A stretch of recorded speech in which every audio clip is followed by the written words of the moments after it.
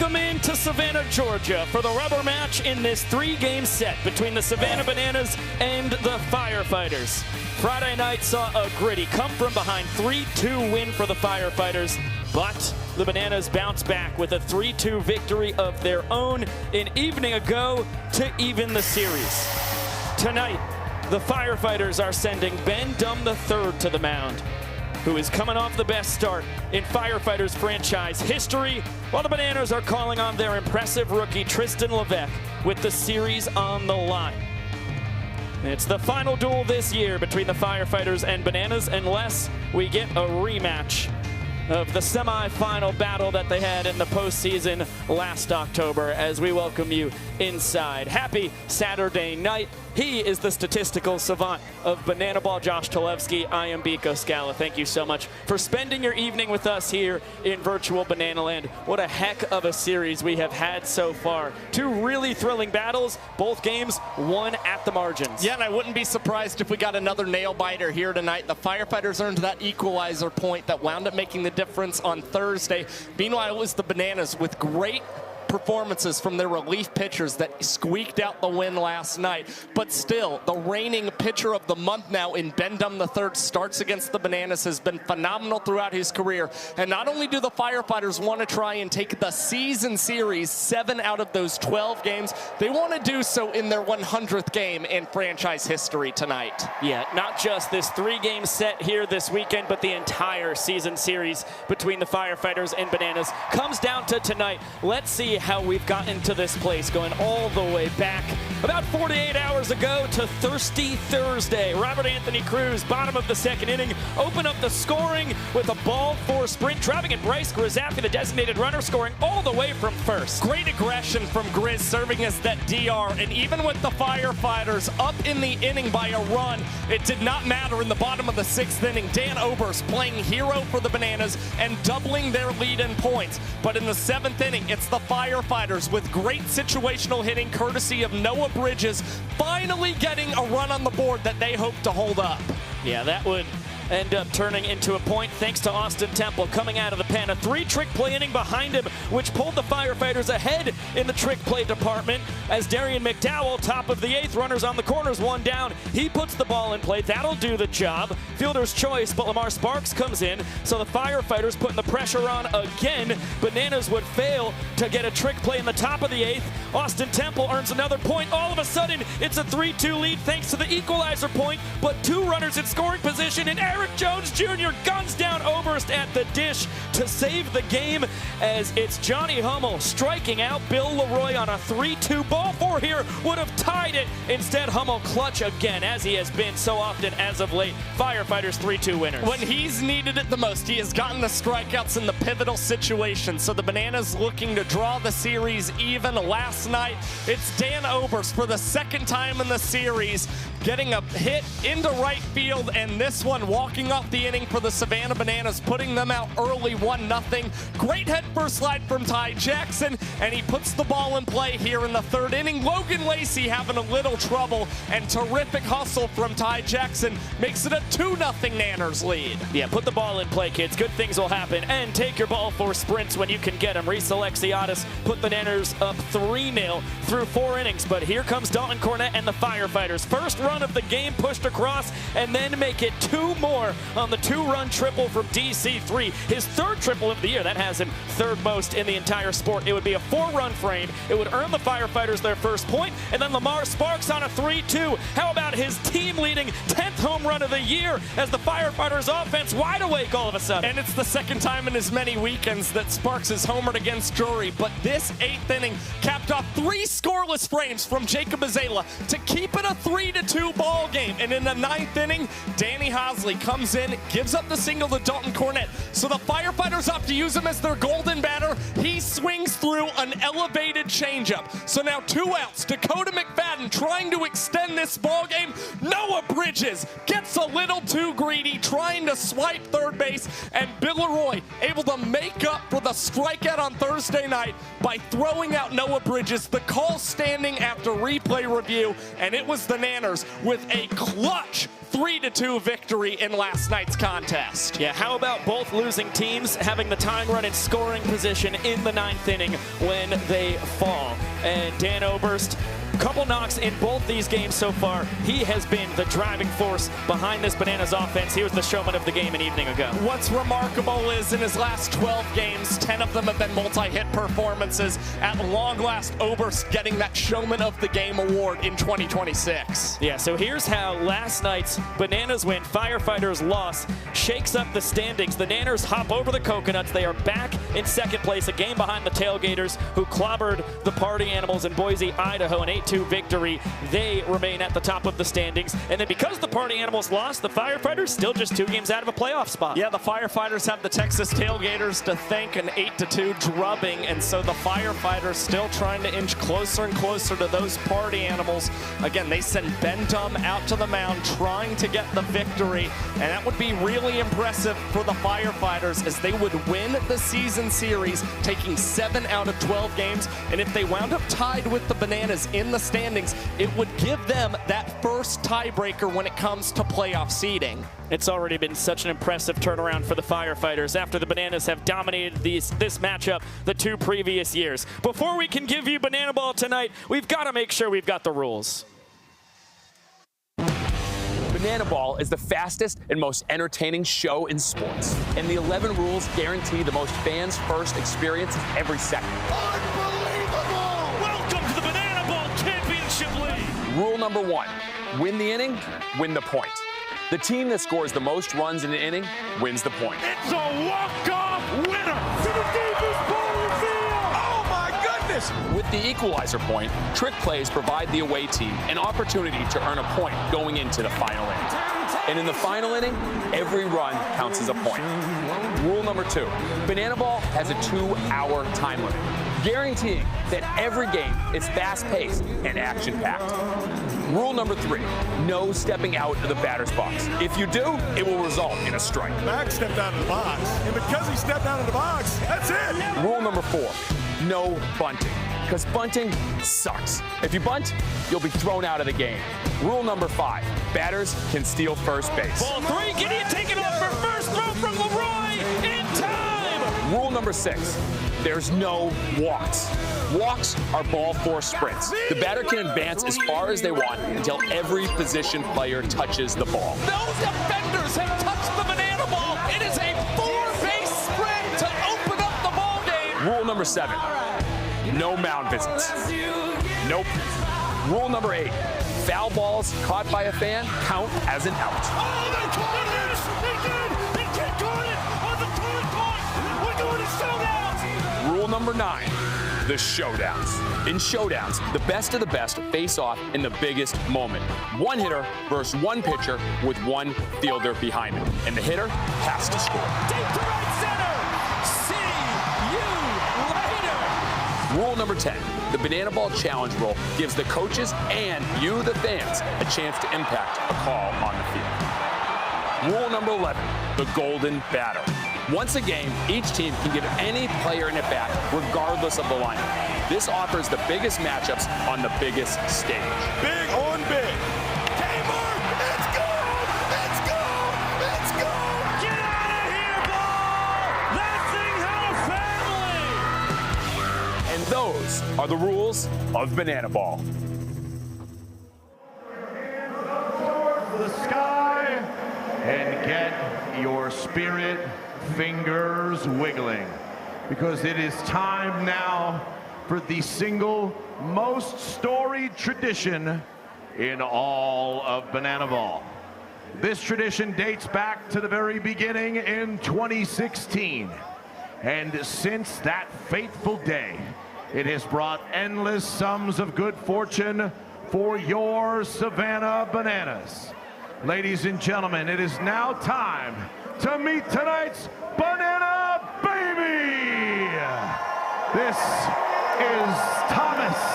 He is 9 months old, 20 solid pounds, and a lot of remarkable confusion on his face.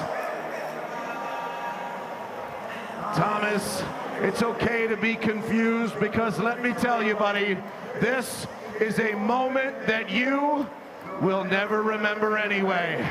Ladies and gentlemen, give it up for our banana baby. It's Thomas.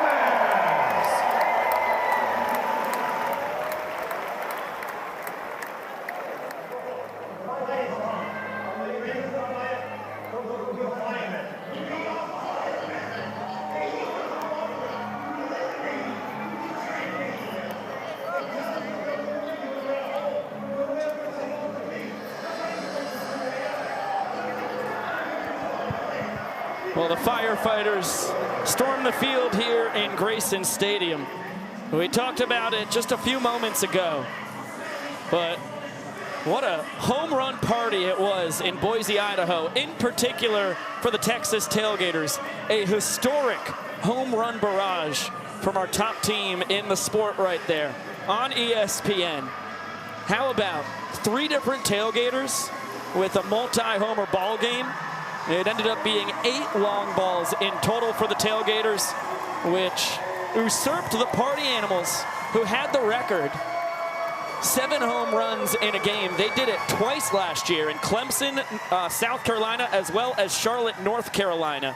As you get a look at dinger time o'clock for the Tailgaters. Well, this is what we've known about the Texas Tailgaters all season long. This team knows how to mash. You mentioned Travis Monroe, Kyle Martin, Zach Watson, all with a pair of home runs. And for Travis Monroe, he did that in just his 3rd game back for the Texas Tailgaters. That's a big impact bat that's only made them stronger. 26 out of the 32 runs came courtesy of the Texas Tailgaters last night. They earned an equalizer point as well. It was a pretty dominant win all around for the boys in blue and orange. Really cool to see for the Tailgaters. Let's get a check-in down on the field with Zach Staten. Yeah, Biko Scala, Josh Talevsky. Last night was a huge moment in history for the Tailgaters. Tonight is just that for the Firefighters. Their 100th game. 2.5 years ago, Val Perez left her job as a full-time firefighter with one mission: to form a fire department right here in the world of banana ball. And look at what's formed here. The kind of team that plays with the same passion and courage that we see from the men and women who run into burning buildings every day. And chatting with a few of the day one firefighters, it's clear what makes this the hottest team in sports is not the fire and flames. It's really heartwarming seeing the brand we've grown. Fans, please welcome the Firefighters! For the 100th time, the Firefighters run to the rescue. To just think that a couple years ago we just got started, and now we're at our 100th game. It's been very surreal for me, and it's been a huge honor to be able to represent this brand and what it stands for. The culture we've built in the past 2 years that's led us to what we are now. A culture of passion. Help me! Help me! Grit. We have a good offense, we have a good defense, and we have good pitching. Let's go! And paying tribute. For our firefighter of the night, Assistant Chief Scott Lanning, Captain Lance Stiffenbaugh, District Chief Craig Flynn, celebrating a life of service for our firefighter of the night, Roger Myers. Every time we go out there and go into these new cities, it doesn't matter, when we run into all these firemen, you get to see the history of that city and see what they have to go through. So it just means so much to us that we get to put on a jersey and represent them. There are people out there sacrificing their lives, answering the call every single day. And personally, my dad being a retired fireman now, my uncle being a chief, just that name and what it represents and what it means everything. A mission that has caught fire with Banana Land. I think the first time I remember it was in the White Sox Stadium last year. We looked up and we saw red in the crowd, and we were like, boys, this might be something. They might be cheering for us now. And they've honored the Firefighters faithful with some truly incredible moments. That first win that we ever got, to hear all the fans just get up and cheer. What we were building was about to be special. Obviously, nothing beat seeing Dalton Cornett hit a big fly to send us to a championship. Deep out to right! Gone! I don't even have words right now. This is the greatest moment in baseball history. Big moments for EJ, a guy who got traded from the Bananas, for our biggest game ever. Gosh, being one of the best games that's ever been played in banana ball, and then he ends it with a walk-off homer.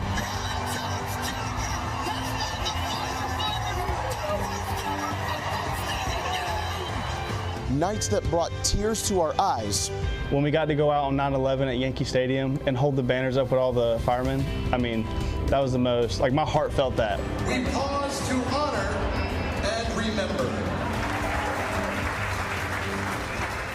The next 100 games promises to be even more fiery than the first 100. We'll be the most fans first team, that's for sure. But reaching the centennial mark shows one thing. The hottest team in sports means having a heart on fire to be fans first. We've had so many moments that, like, just feel surreal, and they feel so powerful, special, magical. Cincy and Lamar Sparks touch home together. It's a true brotherhood. And we just stand for something bigger than ourselves, and I was searching for that. I was looking for that, and I found it here with the Firefighters.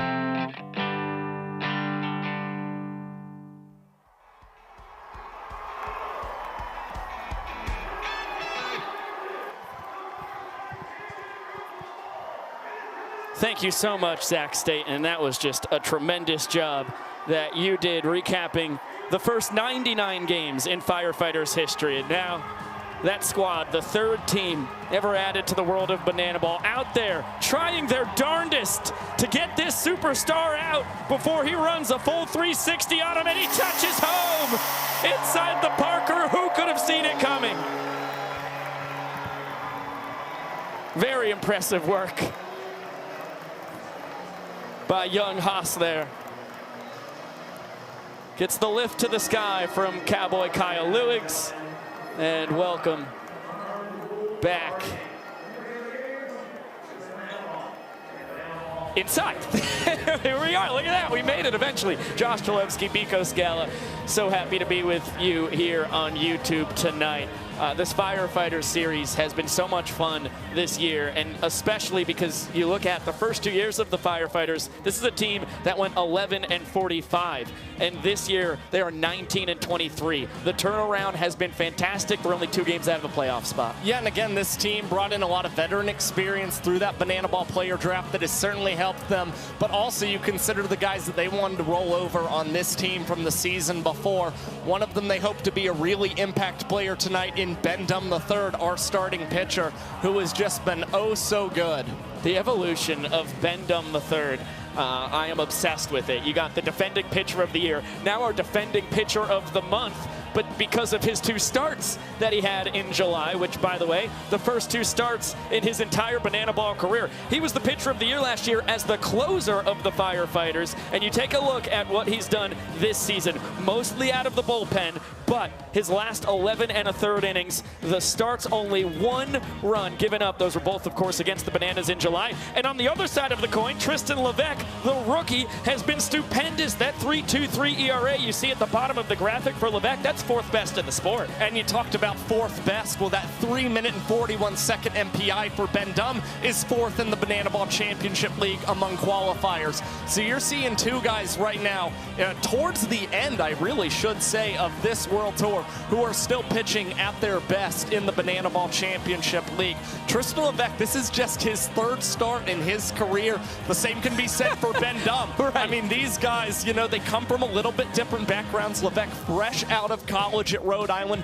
Ben Dum spending time in that Twins and Braves minor league system. But both of these guys have been impact pitchers for their clubs respectively. And this may very well be the best pitching matchup we've gotten in the weekend, which is pretty crazy to say when you consider we've gotten to see Zach Phillips and Austin Drury and Cowboy Kyle facing off against Jared Donaldson. Yes, I could be a broken record, but we've just been so blessed across this 3-game series between the Firefighters and Bananas here in Savannah, and I completely agree. Dum versus Levesque, we have saved the best for last.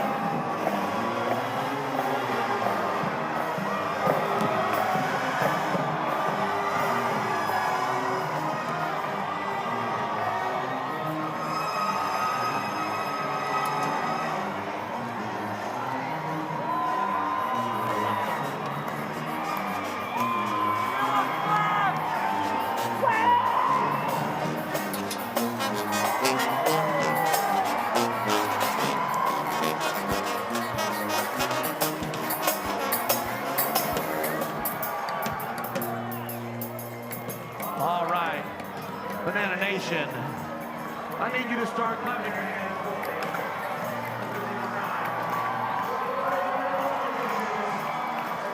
Well, the Banana Band leading the cast and crew through historic Grayson Stadium.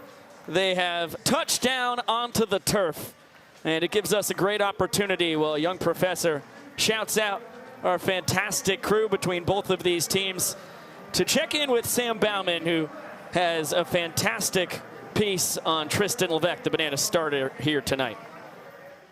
Hey guys, I'm here with Tristan Levesque, tonight's starting pitcher.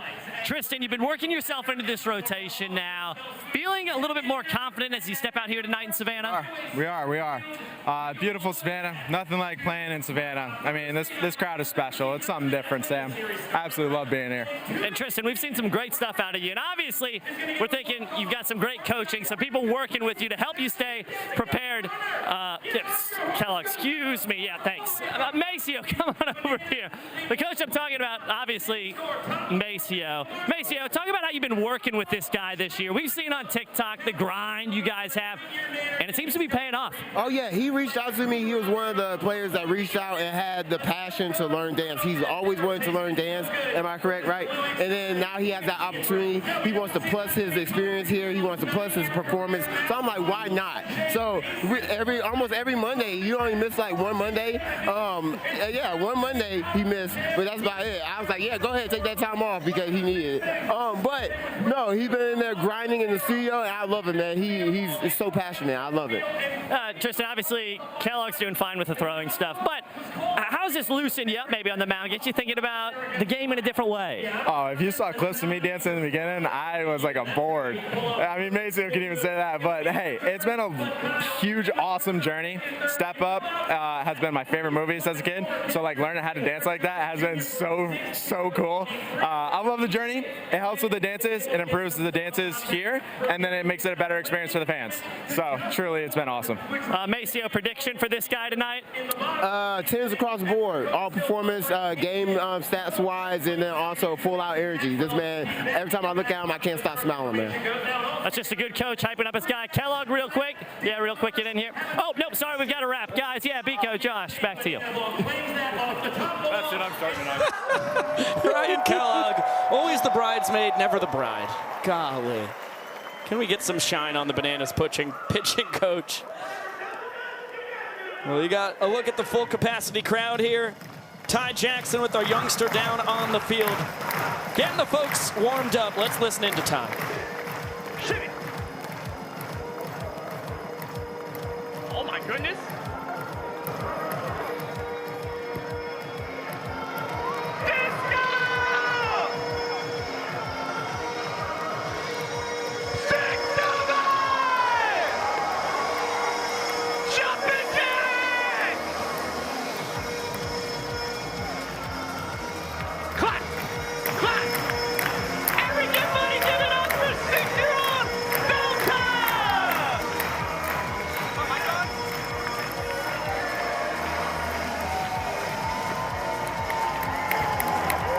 That's the value of Ty Jackson right there, not just filling in for DR Meadows at the top of the order, also making sure the fans are warmed up properly as well. And we'll sauce it on back down to the field. The young professor on the mic in the middle of it all. Lend him your voices, please. Ladies, gentlemen, boys and girls, and potassium enthusiasts from around the world. Tonight, you and thousands of your friends here live and millions more watching at home have gathered here to witness something beyond your wildest imagination. From Montana to Savannah, from the Isle of Man to Tokyo, Japan, the Banana Maniacs come from across the globe to witness this. This is not baseball. This is the crucible where the fastest, hungriest, and most entertaining players are forged. This is a game of the fans, by the fans, and for the fans. But this is not your granddad's pastime. This is not just another night at the ballpark. This game is baseball by birth, fruit by name, and an absolute worldwide phenomenon by the grace of God. This is the time for all 5,500 people here in historic Grayson Grayson Stadium to get on your feet and give me your voices. Because this is the greatest show in sports. Ladies and gentlemen, this is Banana Ball. It's time to meet the starting lineup for your Savannah Bananas. Leading off, right fielder number 7, Ty Two-Fly Jackson.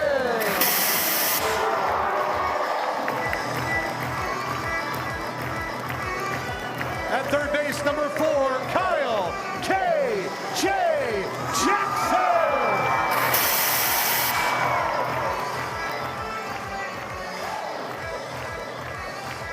The DH, number 19, Dan Oberst.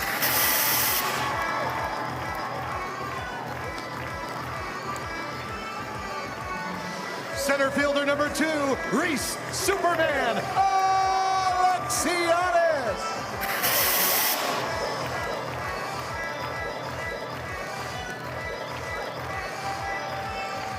Shortstop number 6, our glove magician, Ryan Cox.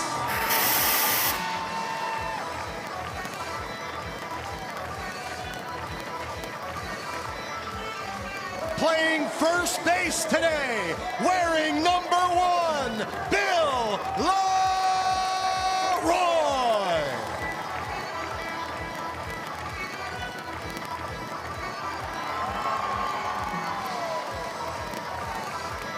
The left fielder, number 15, we call him Rack, Robert Anthony Cruz.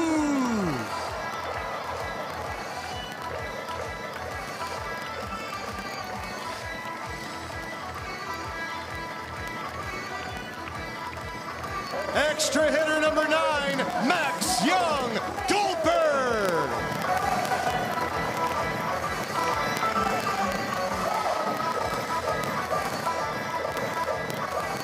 Second baseman number 8, our greatest showman, Jackson Olsen.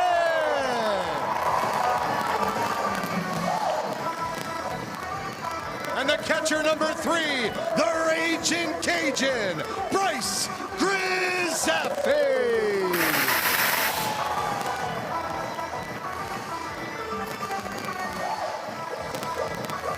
On the mound for your Savannah Bananas tonight, number 31, Tristan LaFan.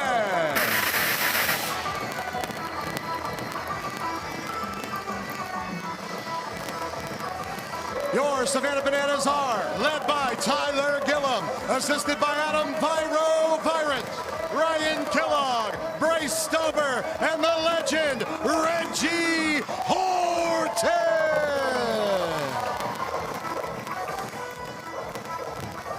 There's the lineup for the Savannah Bananas. We'll get the national anthem, and then we will have first pitch here tonight.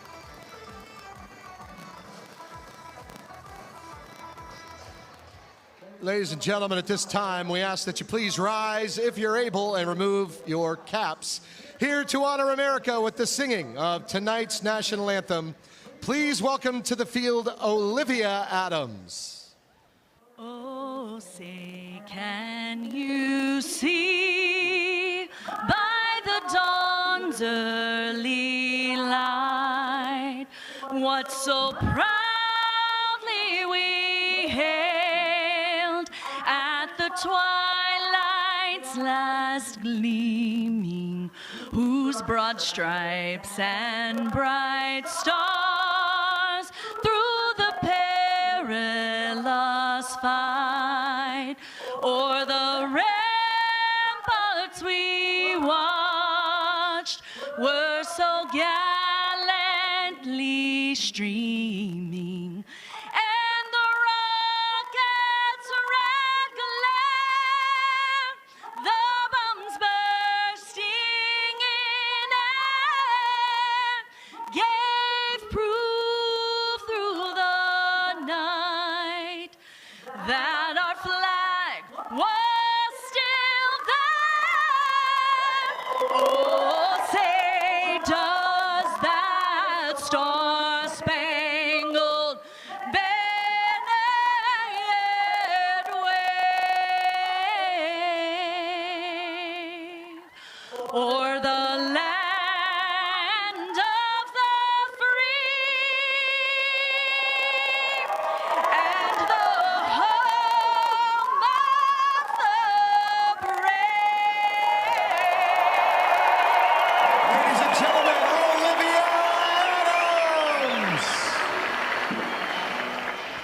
Fantastic rendition of the national anthem. And it has us oh so close to first pitch here tonight. It's the 129th Banana Ball game in the inaugural season of the BBCL. The 12th and final time we will get to see the Firefighters and Bananas do battle in the regular season. The Firefighters at 19-24, 5th place, but only 2 games behind the Party Animals for the last spot in the playoffs, while the Bananas at 23-19 with the win last night, just a game behind the Texas Tailgaters for the top spot in the sport. Firefighters a win away from winning the season series. Both teams a win away from winning this 3-game set here in historic Grayson Stadium. Let's get a look at how the Bananas align defensively behind Tristan Levesque. Left to right in their outfield, it's Robert Anthony Cruz, Reese Alexiadis, and Ty Jackson.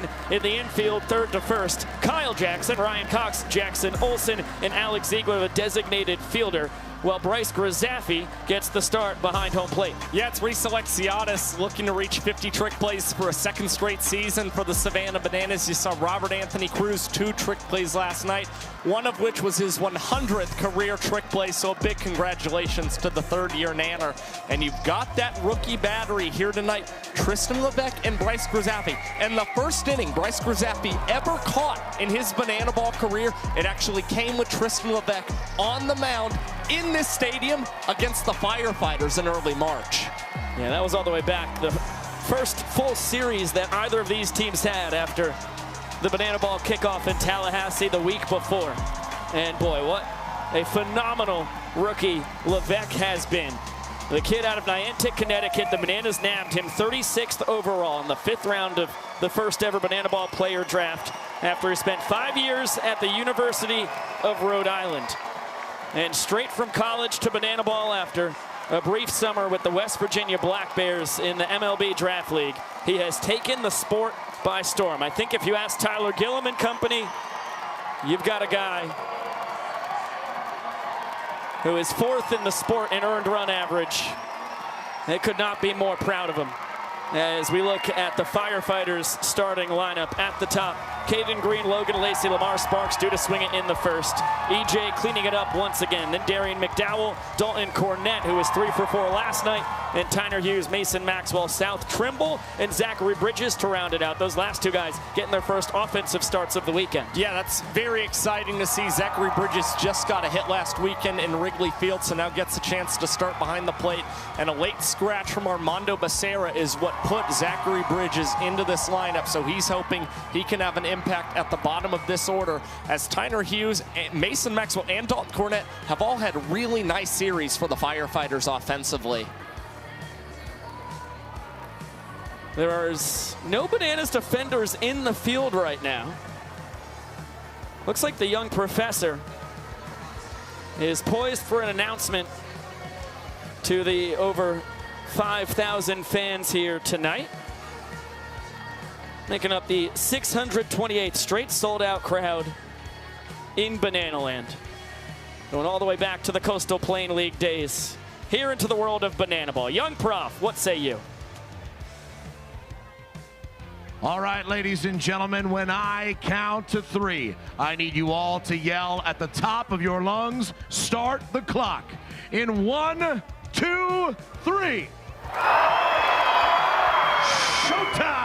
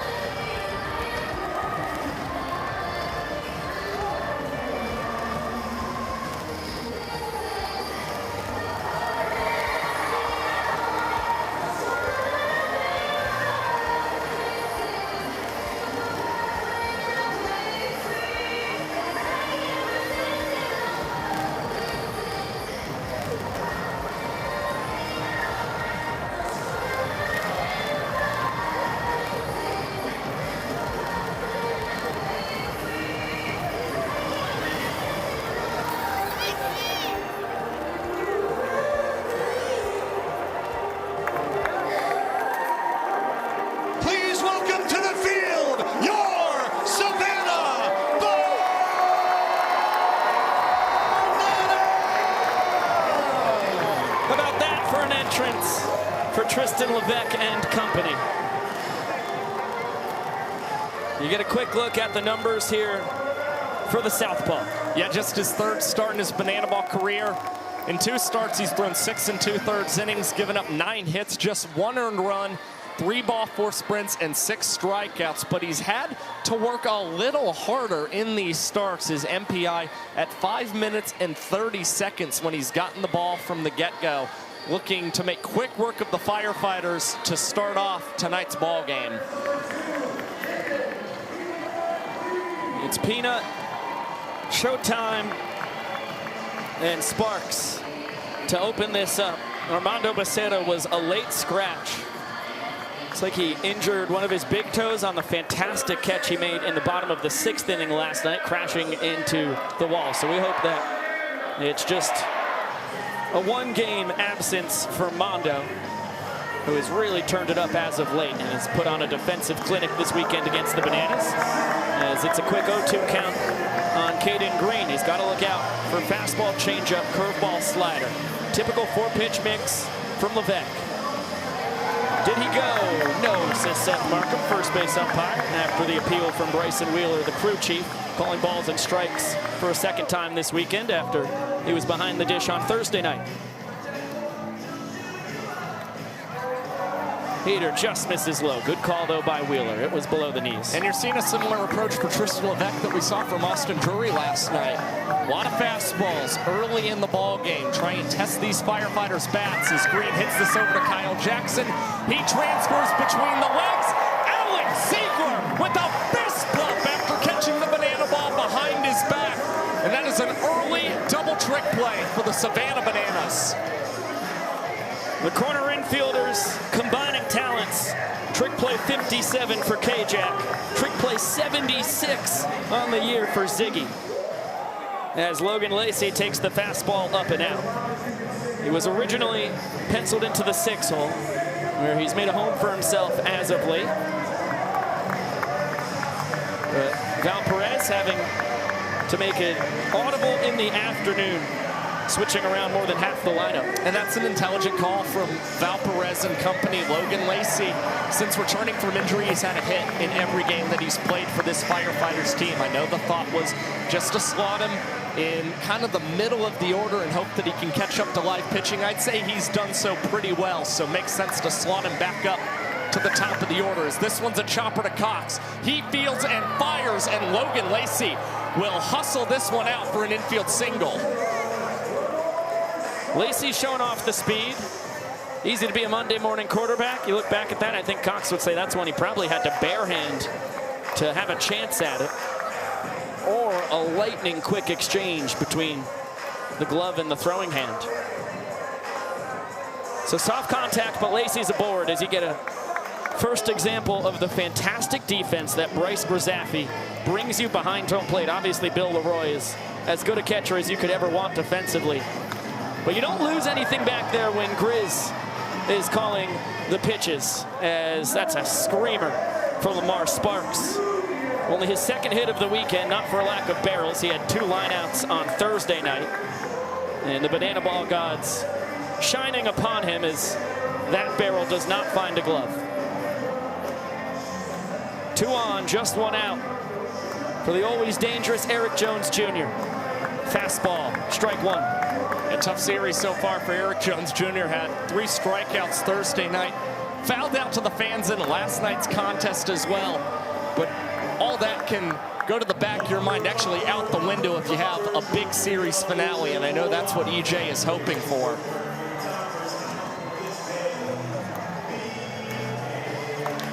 Smoked, deep to left. Rack in pursuit, and we'll watch it sail out of here. 3-run dinger for Eric Jones Jr. Tremendous start for the Firefighters.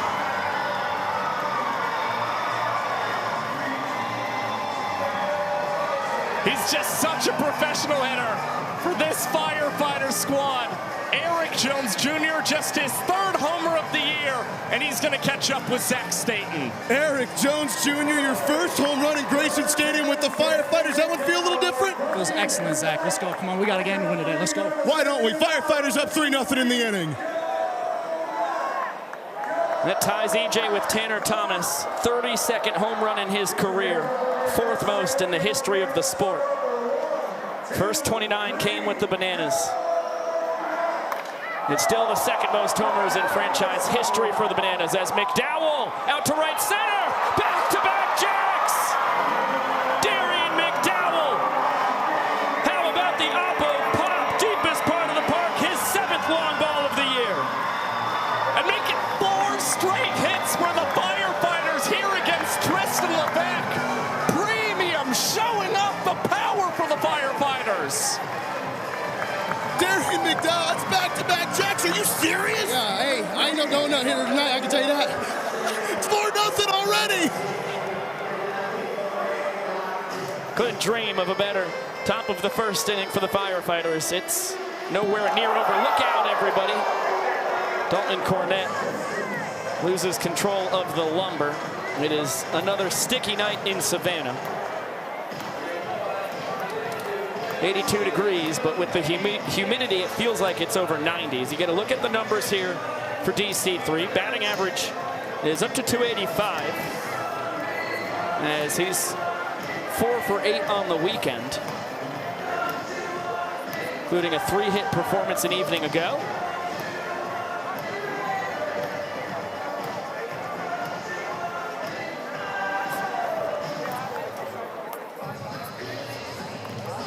But even that 285 batting average, I mean, not what we're used to for one of the best hitters in banana ball history. He ended the 2022 tour hitting 288. That was a small sample size, of course, only 57 plate appearances. Outside of that, it's been 328, 296, 347. As it's a tip drill from Cox, behind the back catch from KJ. And another double trick play for the Bananas. Even though it's 4 runs for the Firefighters, 4 trick plays for the home team. Yeah, and that's where you can deal with the fact that you've allowed 4 runs in the inning, because if you can just still rack up your trick plays early in the ball game to try and deny that equalizer point, you'll count it as a win. I mean, you'll feel very confident that the team's not going to get an additional point. And I know that's what the Bananas are certainly focused on here, top 1. Tyner Hughes ahead, 2 balls and no strikes. Firefighters second baseman having an excellent weekend himself. 5 for 8. 3 hits Thursday night. Another 2 an evening ago. He's up to 322 on the season.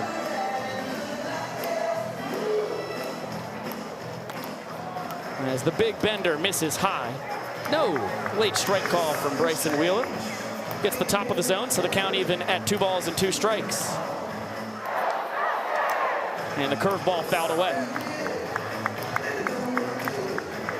Reginald Horton boogieing as per usual. Never stops outside that Bananas dugout. Great stop by Bryce Brzaffi as the count runs full.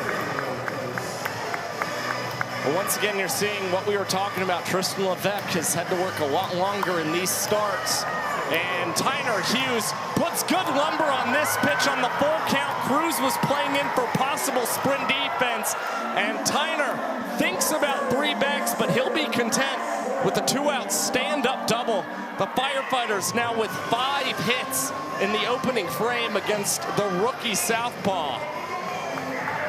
And center cut fastball on the payoff.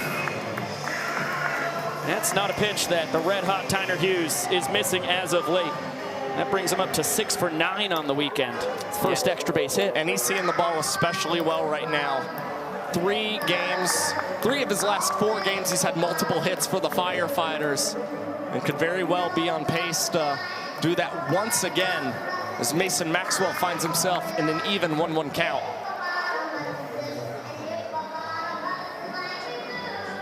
The extra hitter for a 2nd straight game. Good lumber. It's going to fall in front of Alexiadis. Hughes getting the windmill. Throw from Reese. Nowhere near in time. And how about a 5-run top of the 1st inning? We've seen the Firefighters. They've got a knack for doing this. They had a 4-run inning and then a 3-run inning in succession, the 5th and 6th last night against Austin Drury. just about as good a pitcher as we have in the sport after Drury had blanked them through 4. And now they've erupted for a 5 spot to open up this rubber game. Well, of course, this is Levesque's first season. He doesn't have a lot of history to be able to go off of, but if I were him, I would go in that dugout and try and talk with Cowboy Kyle Lewigs. This one chopped over to third base. Kyle Jackson will let this one trickle foul, so a smart play by KJ. That was going to be a tough play to try and make against South Trimble. Going back to Kyle Lewigs, historically, the first inning in his starts was never his friend, would struggle an awful lot. See a big inning, a crooked number on Tristan Levesque here, but you're trying to win innings. You're not necessarily focused on how many runs you gave up. Get a fresh slate in the second inning. So if I'm Levesque, I'm trying to make sure that my mentality is right and talk to that veteran who could certainly help him out. It's the beauty of banana ball right there. Pretty impressive snap by Grizzaffi, who's put together a defensive clinic in this slobber knockle of the top of the first. 3-1 coming to South. How about going off speed from Levesque? And that's actually strike 3. 5-run, top of the first inning for the Firefighters. Zach Staten, Ben Dumm's gotta love that. Ben Dumm, that's 5 runs in the first inning. That's an awful good start for the pitcher of the month, isn't it? Yeah, the boys came out swinging tonight. Time to do my job and throw up a 0 here. You've been unbelievable in your time as a starter. What's the attack tonight in Game 3? Nothing changes. Just going to attack the strike zone. And I told the boys I want 20 trick plays tonight. So we're going to pound the zone and get some contact and let the boys go crazy behind me. You want trick plays, I want Leopold's. Good luck. Let's do it. Let's do it. Ben Dumm, the ice cream. One of my favorite traditions in banana ball. Staten and Dumm and their ice cream dates. Dumm, a visitor in 2024. This is his second full World Tour, as we've talked about. The pitcher of the year, he had a 1.69 ERA as the closer for the Firefighters last year. And boy, was he dominant in July as he has stepped into this role as a starting pitcher. In 11 1/3 innings pitched in July, Ben Dumm had an earned run average at 0.79 for the Firefighters. And the last time we saw him take the mound, he averaged 3 outs in 2 minutes and 41 seconds. That was across 7 1/3 innings of work. Here's how the boys line up behind him, left to right in their outfield. It's Smoke, then Noah Bridges, the designated fielder, with Premium in right. Third to first in the infield. Showtime, Peanut, Tiny, and EJ. Behind the plate, it is Zachary Bridges. Yeah, Eric Jones Jr. had a big game last night for the Firefighters. 5 trick plays at first base, which is why he gets another start at that position. And meanwhile, Tyner Hughes has matched the number on his uniform for his amount of trick plays here in 2026. Tall task for Ty Jackson in the Bananas starting lineup. After Ty, it's KJ, Oberst, Alexiadis, Cox, Leroy, Rack, MJG, Olsen, and Grizz.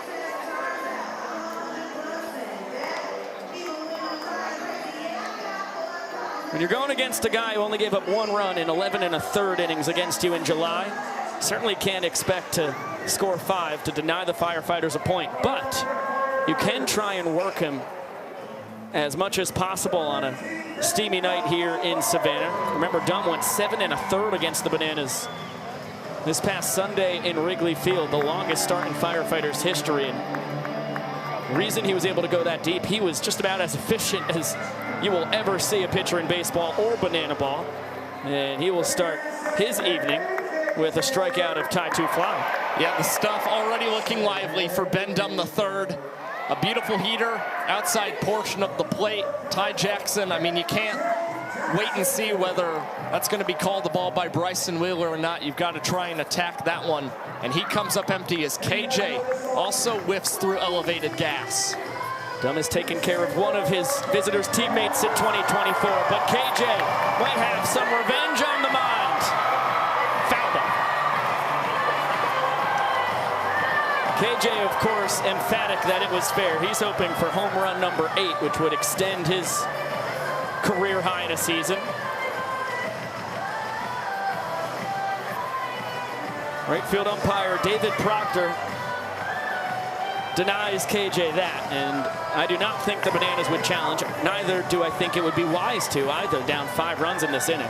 Yeah, it's not a situation that makes sense nonetheless. Adam Byron and Tyler Gillum, both with emphatic body language, trying to talk to David Proctor, our right field umpire. I think they were trying to say that had curled over the foul pole. And then David Proctor, what they're saying is all he saw was that after it had crossed that foul pole, he just saw it then in foul territory. But Kyle Jackson is going to go down on strikes. So Ben Dunn is working very quickly. Yet again, efficient work, just 8 pitches and 2 strikeouts. And you mentioned 7 1/3 innings pitched for Ben Dunn. You talked about how remarkably efficient he was. He did that on just 71 pitches for the Firefighters. And this man at the plate right now, he is the guy who is trying to work some longer plate appearances against Dum tonight. And that's just going to be a 2-pitch plate appearance for the veteran Dan Oberst, as Tyner Hughes with the tip, Eric Jones Jr. behind the back catch. And how about a 10-pitch, bottom of the first for Ben Dum.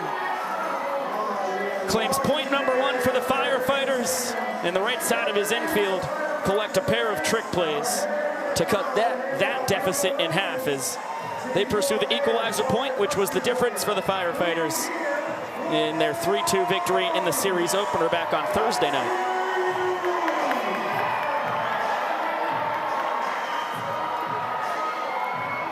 Looking at the first inning by the numbers, about a 5-run frame, 6 hits, and the back-to-back dinglings from EJ and McDowell. That is exactly what you're hoping from the guys in the middle of that order, hitting 4th and 5th. Yeah, they netted 4 runs on those home runs. A 3-run jack from Eric Jones Jr., the former Savannah Banana, and then the rookie Darian McDowell continuing to match the cover off the ball. Since the start of June, Darian McDowell has been top 10 in the Banana Ball Championship League in OPS, and he showed you exactly why. A lot of it has been his ability to slug the ball. Yeah, he's been so fun to watch in his rookie season, as you see Christian Dearman and company handing out red roses from the Firefighters. Danny Hosley and the Nanners passing out yellow roses. And Split, what an honor, getting to field the throwdown from Grisaffi, who Olsen and Cox in particular have both told us on separate occasions that nobody throws the ball harder from home plate to second base than Bryce Grisaffi. Said when Bill's behind the dish, you get a nice little lob to you. You can pull off any kind of trick play you want. Grizz is back there. You just hope that you don't break your hand. Well, I gotta say that one of his bits, whether it's when the Bananas are doing their introductions or whether Grisaffi potentially is part of the final out traditionally on those strikeouts, he will hurl the banana ball into the stands and make a souvenir for somebody. Jam shot from Zachary Bridges. Grizz heading towards the Firefighters. Dugout, what a play! Sliding and flipping. Oh, it's one of the best catches you will ever see from a backstop in baseball or banana ball. And Bryce Grisaffi didn't even get a terrific jump on that ball either. It took a split second before he was up and attacking that ball. Oh my goodness, what a tremendous sliding catch. And then you see him rolling over himself and still clutching that banana ball. Back to the top of the order we go. Goodness gracious.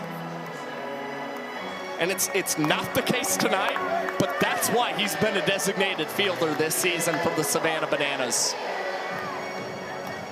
Well, he's a guy who's told us going back to childhood, every sport he's played, he's been defensive-minded. As Peanut gives Ty Jackson his first opportunity of the night, he will tip it, and into the bare hand it goes. Ty a perfect 6 for 6 on trick plays this year. But Grizz, I mean, this is a guy who grew up as a defensive back in football, always guarding the opponent's best receiver, was always a gritty defensive-minded basketball player, and as a freshman in high school, was the everyday starting catcher and was being DH'd for, helped lead Central Catholic High School to a Louisiana State championship because of that defense. I mean, it completely makes sense why Gillum and the Bananas coaches selected him in the final round of the player draft last November. And talking to him right at the start of the season, he said what he takes his pride in the most is his defense and his arm behind the plate. And you see right now, Grozappi, he's got a lot of confidence right there. You can just see this guy is feeling himself. After the peanut pop-up, he was throwing away the mask as if he was going to go field that ball again. KJ between the leg transfer, his second trick play of the game. And what a bounce back inning from Tristan Levesque. That shows some serious moxie from the first year Nanner. Sets the Firefighters down in order, gets a couple trick plays behind him, and it's time for a kiss-off.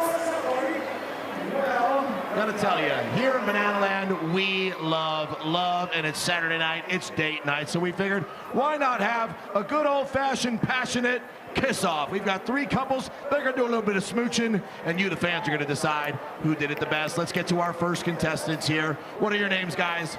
Taylor. Taylor and? Luke. And Luke, how long have you guys been married? 7 years. 7 years for Taylor and Luke. All right, give us a little bit of what you guys get up to after 7 years. That really wasn't great, guys. This is a competition. You'll sort it out later. Let's go to our next couple here. What are your names, guys? Glenn Pond. Glenn and? Chelsea.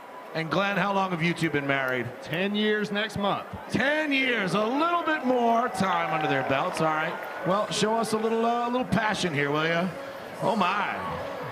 Glenn, this is a family show, Glenn. And she didn't like that. Again, problems abound for couples 1 and 2. And our last couple, what are your names, guys? EJ. EJ and? Kelly. And EJ, how long have you guys been married? Hey, we're not married yet.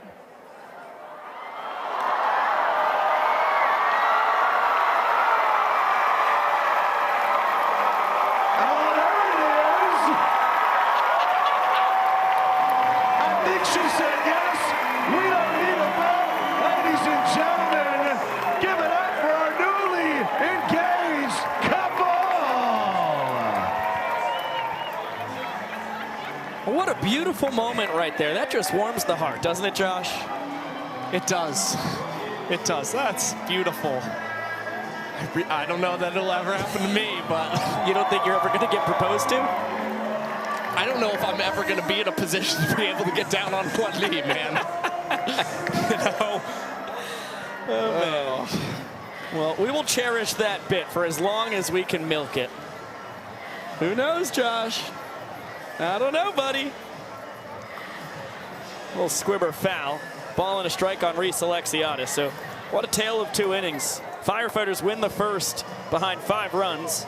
Ben Dumm, a couple strikeouts, induces a double trick play on just 10 pitches, and now 3 pitches into the second. It's EJ tipping it in foul territory. Hey, behind the back, Eric Jones Jr.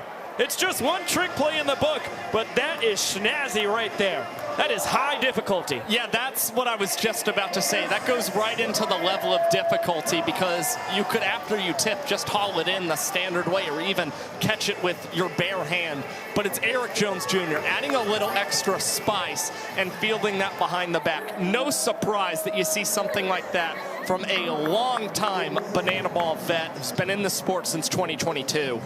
Can say the same for the man at the dish. Cox and EJ, their rookie campaigns all the way back on the 7-City World Tour in 2022. Broken bat right to Dumm. Between the leg transfer over to first. Benjamin Earl Dumm III. His 3rd trick play of the season. And he continues to flummox this Bananas lineup. And I've got to be honest, you're seeing a lot of similarities to what we saw last weekend in Wrigley Field. The Bananas still been aggressive so far against Ben Dumm. No batter has seen more than 4 pitches in an AB against him so far tonight. That's kind of a darned if you do, darned if you don't, because Ben Dumm forces you to do that. Bill Leroy, the first barrel of the ball game for the Bananas, but straight to Hughes at second.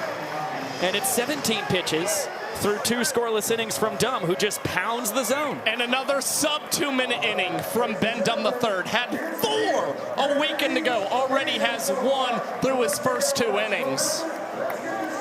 I've got a very important question for everybody here in the YouTube chat. Is there a DR in the house? Because David Ray Meadows, out this whole weekend at his brother-in-law's wedding, we are very happy for the Meadows and extended Meadows family. But the Bananas team, boy, they really struggle offensively without their center fielder and leadoff hitter. You can see it's a stark difference when they don't have DR in the lineup. Yeah, I mean, the last time they were without DR in a series, it was when they were playing in that Banana Ball Open trying to clinch a playoff spot. And in that, they batted below the Mendoza line, just a 179 mark.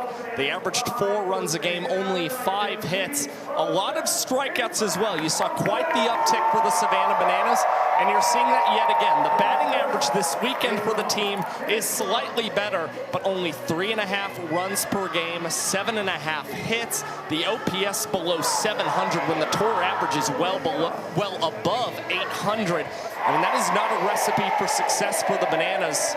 They got by thanks to great performances from Jacob Azela and Danny Hosley in the later stages, but still, they've got to find a way to get more on offense because they are certainly more productive with DR Meadows, who's always been known for elite batting averages and a very low ability to strike out. It's a beefy part of this Firefighters lineup. 3, 4, and 5, Sparks, Jones, and McDowell. To kick off our third frame, Tristan Levesque, big-time bounce back. Set down the Firefighters in order in the second inning after he had the worst half inning of his young Banana Ball career, allowing 5 runs in the first, leading to the point you see on the scoreboard for the Firefighters. Lamar Sparks had a single in the middle of that 5-run eruption as the heater just misses wide again. Good call from Bryson Wheeler. Tell you what, between Wheeler and Brett Bullard, who called balls and strikes last night, it's been professional strike zones from the umpires this weekend. As Ty Jackson, tip drill. You bet. 2 trick plays on the night for Ty 2 Fly, who shows off the boogieing ability afterwards. They might be getting some gruff for going to the tip drill there.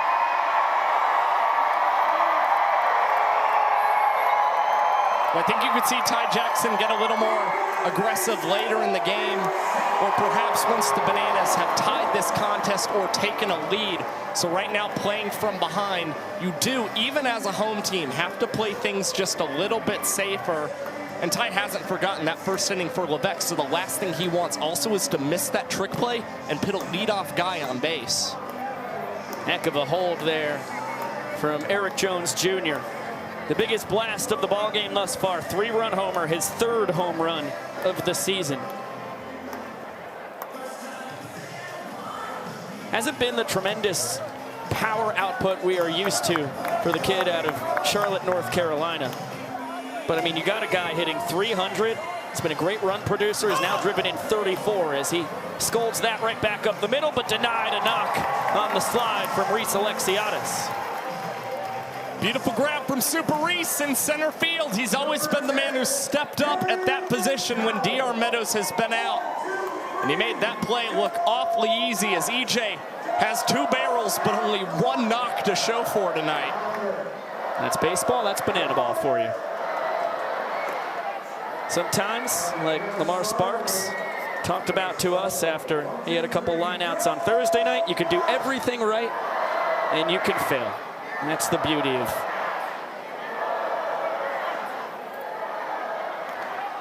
whatever sport you're playing on the diamond, whether the original or souped up version here in Banana Land. 2 balls and no strikes. McDowell, bouncer. KJ between the legs, over to first. Ziegler not able to hold the bag. So Kyle Jackson will be saddled with his first trick play missed of the ball game, and that ends a stretch of 6 straight Firefighters set down for Levesque in order.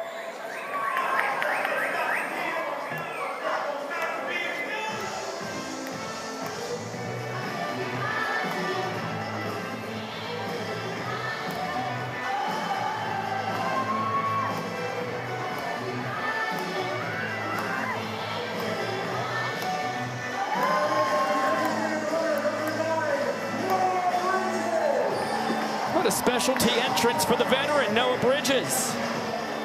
first pinch run opportunity as the designated runner for the Firefighters here tonight. 1 for 2 on the weekend in his stolen base attempts. They both came last night. Successful in the 6th inning, and of course, if you were with us last night, you remember unsuccessful in the 9th. That's how the game ended. Bridges trying to steal 3rd and gunned down by Leroy. Yeah, but what's interesting is Bryce Grozappi's the man behind the plate today for the Bananas, so never know. Noah Bridges might try and test him. It's been Bill Leroy who has certainly been his Achilles heel. Yeah, Bill has gunned down Noah Bridges. 3 of his last 4 stolen base attempts as Levesque gets the K on the gas. Second punch out, blowing it past Dalton Cornett. And boy, has he settled in. Calm, cool, collected. After the rough first inning, he has put up back-to-back donuts. When it comes to the Firefighters' run production. And we'll get it on down to the field for a Bananas Foster family of the night. Across the United States, there are over 400,000 children and teens in foster care without a permanent home. To raise awareness and support this community, we created Bananas Foster, the official nonprofit of Banana Ball. Our organization is dedicated to celebrating those in the foster care community while educating and inspiring others to get involved. Tonight, we are celebrating the Blomeling DeRue family. Sarah first became a licensed foster parent alongside her husband, Doug, and together they adopted 6 children from care.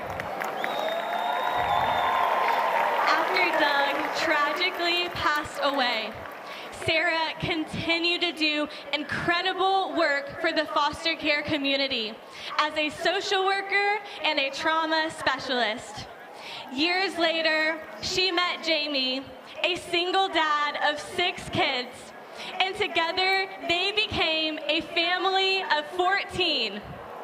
Then, Sarah and Jamie became licensed foster parents and adopted 2 more children from care into their family. Within 10 years total of being licensed, Sarah has welcomed 19 children and teens into her home. Fans, please help us celebrate this amazing family for making a difference in the foster care community.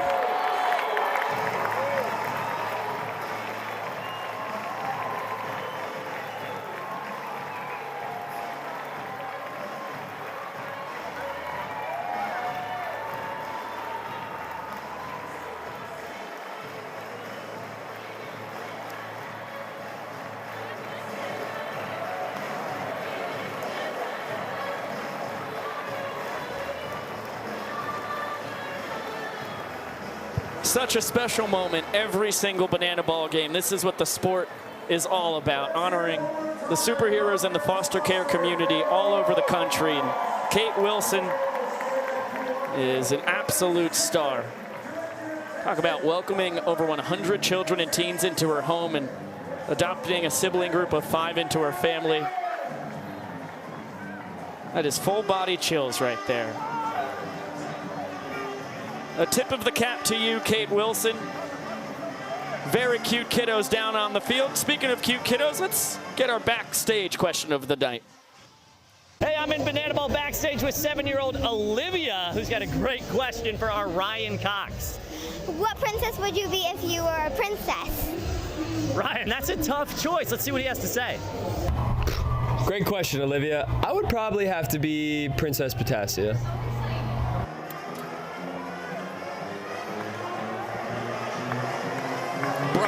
Mulan. 10 out of 10 times, it's Mulan. Cox, you boofed it. Are you kidding me?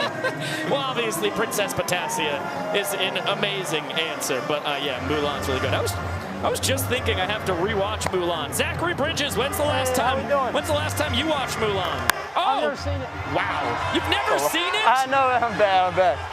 I've seen a lot of them, I ain't seen Mulan. Oh my gosh. So do you know what princess you would be if you could be any princess? Shoot. Catch it. Wow! What a catch! Hey, big fella can move, can he? He really can, and he gets faster by the weekend. Princess, though, whichever one likes the animals, man. Which one's that? Snow White. Yeah, Snow White, yeah. Snow White makes sense. Yeah. I think I fed a squirrel one time at Disney World. Or Ariel if you like sea creatures. Oh, good call. Yeah, well, Snow White's the one who does the singing, and then all the birds, the deer come out of it. Yeah. I've got some Disney knowledge. Zachary, how we doing? This is your third year with the Firefighters. Obviously, you got to spend the vast majority of your college career playing ball with your younger brother, Noah. That's all. But yes, I'm sure once he joined the Banana Ball World summer of 2022, you didn't think you were going to get to play with him again. How special has this journey been? Oh, man, dude. It's been unreal. Me and Noah have a special relationship. I know a lot of brothers feel the same way, but to be able to play together in high school and then college, and then when I got the call to come here, it's just unreal. Super blessed. I caught that. Hey! Strikeout for Ben Dunn, but you got the assist on that. I wish I tally those, huh? I'm interested in that stat. Well, that's the third strikeout for the reigning pitcher of the month. Zachary, you've had a front row seat to working with Ben Dunn across the last couple of games. What is it like to work in tandem with a guy like him? Ben Dunn, going all the way to his daggone bullpens, is just efficient. He cares about what he does, and the dude's just a competitor, and it just shows on the field. Pitcher of the month, all the good things, man. Pitcher of the year last year.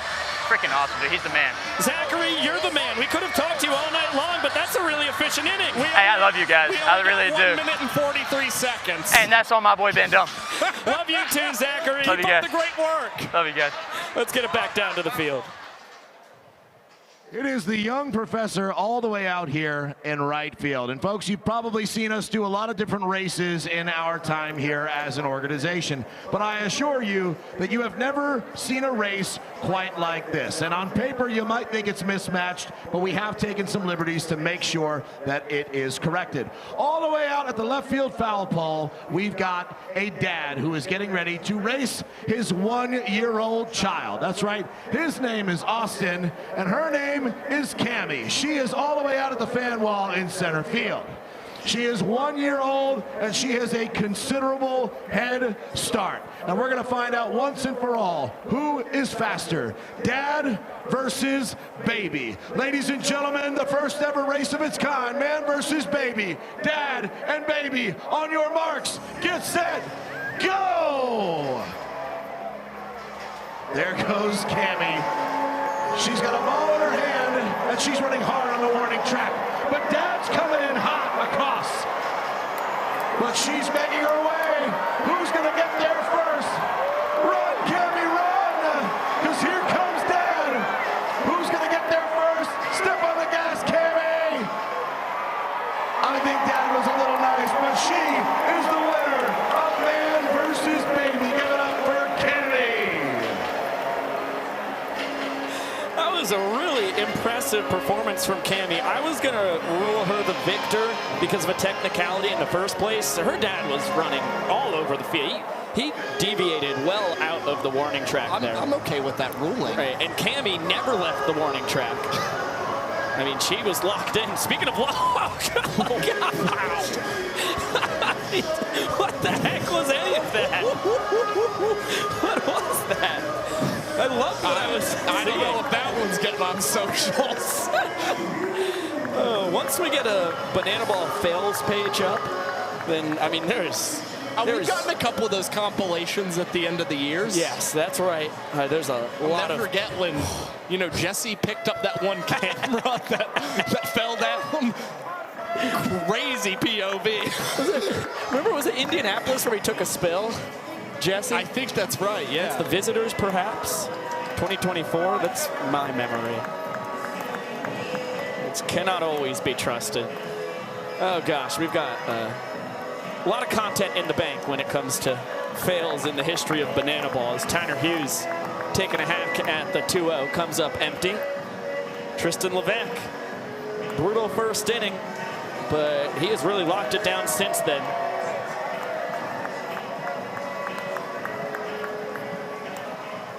Only firefighter to reach since the first was on a trick play missed, and he picked up his defense. Of course, that changes right here with our first ball for sprint for either side. The Bananas get it to all 7 fielders behind the pitcher and catcher in short order. Tyner not testing the defense.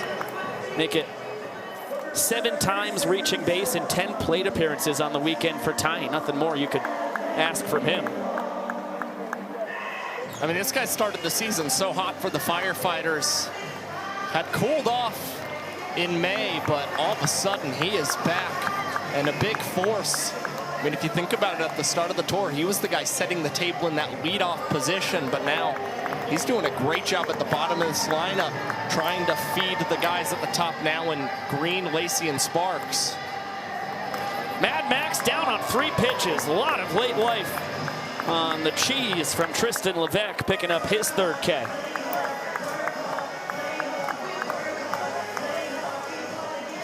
Just good old country hardball. And I don't know if anything feels better than that after you give up the ball for a sprint. You find the strike zone, you know you've got your good stuff, and you can set a guy down incredibly quick. Not only gives you some confidence back, but helps the MPI out too.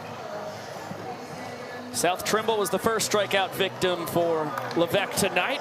Gets Goodwood on this, but Alexiadis, second work gem of the ball game. It's a no-fly zone out in center field when Super Reese is there. That is a shoestring grab for Reese Alexiadis. An unbelievable catch. Sliding grab last inning, now diving here a little bit in the 4th.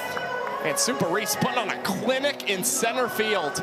I'm telling you, for a lot of other teams also in Banana Ball, Reese Alexiadis, he's probably your starting center fielder. Well, it's such a luxury that the Bananas have with DR, who's as good a defensive center fielder as you can find. And then Alexiadis, you could say the same for him. I mean, he patrolled center field for the Ogden Raptors en route to winning Pioneer League MVP back in 2023, his last year of professional baseball before joining the Savannah Bananas. As Zachary Bridges is trying to solve Levesque, he will give a little attention over there to Tyner Hughes, who's been jumping around. Only 2 stolen bases this year in 4 tries, and he will go for another, and no throw necessary. Another strikeout for Levesque, got that one on the changeup. 3 straight scoreless frames for Tristan Levesque. Heck of a bounce back outing for the rookie. It's hey baby time here in historic Grayson Stadium.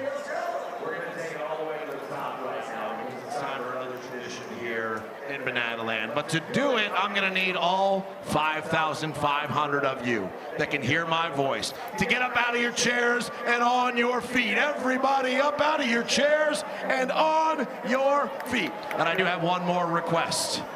I need you to get those hands in the air, hands way up in the air, because it's time, ladies and gentlemen, for a little hey baby. We're going to clap it out. And we are going to sing. I want you to be as loud as you can, Savannah. So hopefully you got those singing voices ready. Here we go.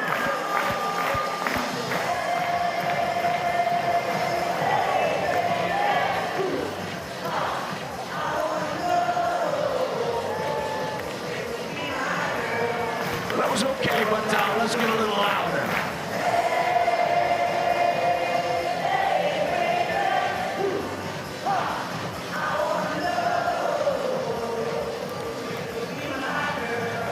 That's how you do it. Keep going. We're going to shovel it out.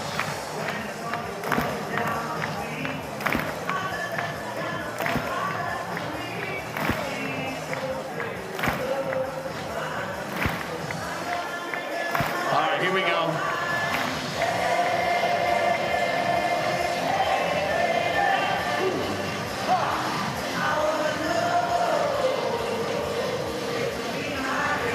Oh, come on, Savannah. Last one, best one.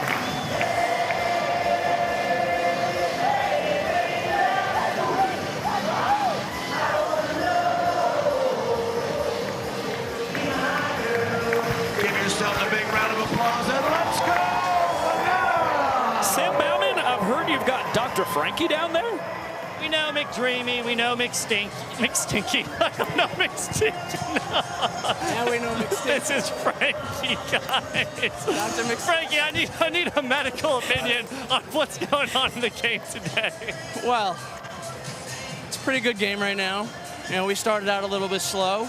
but, you know, Tristan picked up the pace. You know, he threw up a couple zeros. You know, bats are a little slow right now, but, you know, we're going to get it going. We always do. And, you know, Bananas are going to play some banana ball. He's a doctor, guys. We have to trust him. McStinky. I would trust him with my life. Sam, who's McStinky? What is... We'll address that at a further date. Fans, your attention, please. Walking Christian Dearman to the mound is his father, Bill. Bill spent 25 years in the city of Pembroke Pines, Florida Fire Rescue Department and was awarded Firefighter of the Year in 2011 for saving a man's life in a baseball game while off duty. Since retirement, he went on to teach career technical education for first responders. He's a proud father of 2 amazing sons, including Dylan and Christian Dearman. Please welcome Bill Dearman.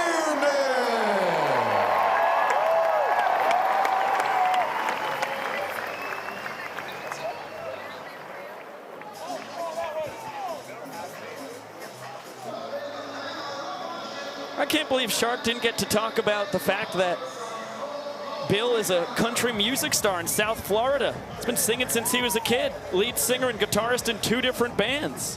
One of them being the Dixie Overdrive and a Kenny Chesney cover band. Oh, nice. Yeah, that's a serious musician right there. And Dearman, of course, a legend of the sport. This is his 8th year in Banana Land. His 3rd tour with the Firefighters after he spent 2.5 professional seasons with the Savannah Bananas, 3 seasons as a collegiate summer Banana before that. And Ben Dum currently playing first as Grayson launches that foul. So it's the same thing we saw in Wrigley Field on Sunday. Ben Dum will come back into this game as a pitcher, but Christian Dearman coming in to throw the Bananas off, literally, as he goes for the trick pitch, tossing the hat between the legs, evening up the count. Yeah, that means Eric Jones Jr. will then re-enter back at first base, but if there's a substitution for Eric Jones Jr. again, he would be burned from the banana ball game. So a couple moving pieces to just keep in mind as Grayson fights this one off and in to left field. Grayson, a wide turnaround first base. But he will head back to first base, and that is Bryce Grayson's first hit since March 14th in the Superdome against the Party Animals. Yeah, not a lot of opportunities. That makes him 2 for 8 on the year, as his main roles have been as a designated fielder and designated runner for the Bananas. But this is a guy, he's just so happy to do whatever he can to try and help the Bananas win. Right now, he represents the inning-winning run, and he's immediately taken off the base pads. That is a sweet double play, twisted by the Firefighters. Peanut between the legs on the glove flip with the trick play to kick it off. Heck of a turn by Hughes in the middle of it.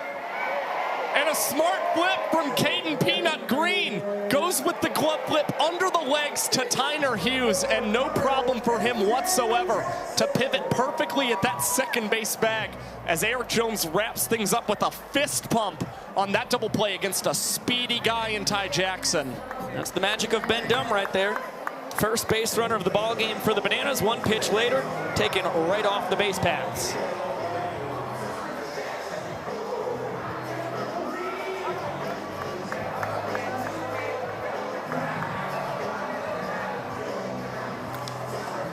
Soft contact from KJ. Green with the call, he will tip it, and Tyner will clean it up. Another trick play for Caden. Make it 75 and 76 on the season for the Firefighters team leader, and Ben Dum cruising through 4 scoreless innings. We saw once again the Bananas uber aggressive against Ben Dum III. Only 4 pitches needed for Dum to get those 3 outs against the Savannah Bananas as he picked up Christian Dearman. Well, this is vintage Ben Dum right here. It's only the 3rd start of his banana ball career. We've talked about it in past broadcasts, but it bears repeating here tonight. I mean, this is a guy who hasn't been an everyday starting pitcher since the summer of 17, when he was pitching for the Strasburg Express in the Valley League. I mean, he made a rehab start, only 1 inning with VCU in spring of 2018. But he was superb for the Express. His first team All-Valley League. Made 7 starts for them and had himself a 2.78 ERA across 41 1/3 innings that summer. And we got something going on down on the field. Uncertain of what it is, but we'll get a listen. This inning, give it up for the Calendar Crew.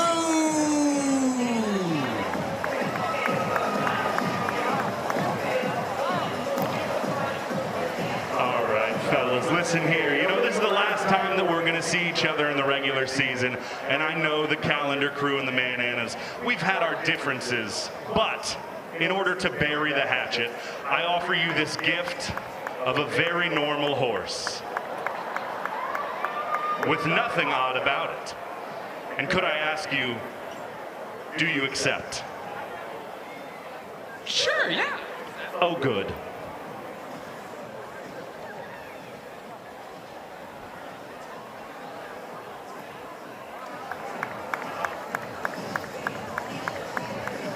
Certainly nothing dubious about that horse at all, in my estimation. It's pretty good to me, Josh. No way. How real. You're suspicious? Very.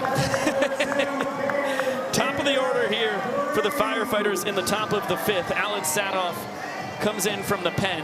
First reliever we've seen for the Bananas here tonight. So Tristan Levesque, obviously, first inning, giving up 5 runs. That was the worst frame of his banana ball career, but then he rebounded with 3 straight scoreless innings. Only 2 Firefighters reaching against him across that frame. One on a trick play missed, one on a ball force sprint. And now Sadoff gets a pop to the left side. Cox with the tip, and he will tip it again. KJ with the bare hand to put a bow on the trick play from the glove magician. Sadoff, 9th round draft pick out of Ridgely, Maryland. One of the many Erskine products in banana ball. Part of that Mark Crocco talent tree here in the sport. 3 years in the Seattle Mariners organization, comes straight from minor league ball to banana ball. How about that? 360 on the bounce. Olsen to Ziegler behind the back. That is a wild double trick play. That is disgusting from the Savannah Bananas. Jackson Olsen, the wherewithal, I mean, you could see him thinking about going under the legs. He sees that he really doesn't have a route to that. So bounces the banana ball, and nonetheless, Alex Ziegler, he knows this turf at Grayson Stadium so well. He knows how it's going to get right to him, so he's able to scoop that behind the back to put the Bananas now up 10 trick plays to the Firefighters 7. A heck of a trick play battle here in the halfway point of this ball game. Low strike called on Lamar Sparks, former Orioles and Brewers farmhand. Oh, it was a group of Bananas in that horse there. I could have never seen it coming, and now they are absolutely taking it to the Calendar Crew. No historical precedent for that at all, as Sparks right back up the middle has his second knock of the night.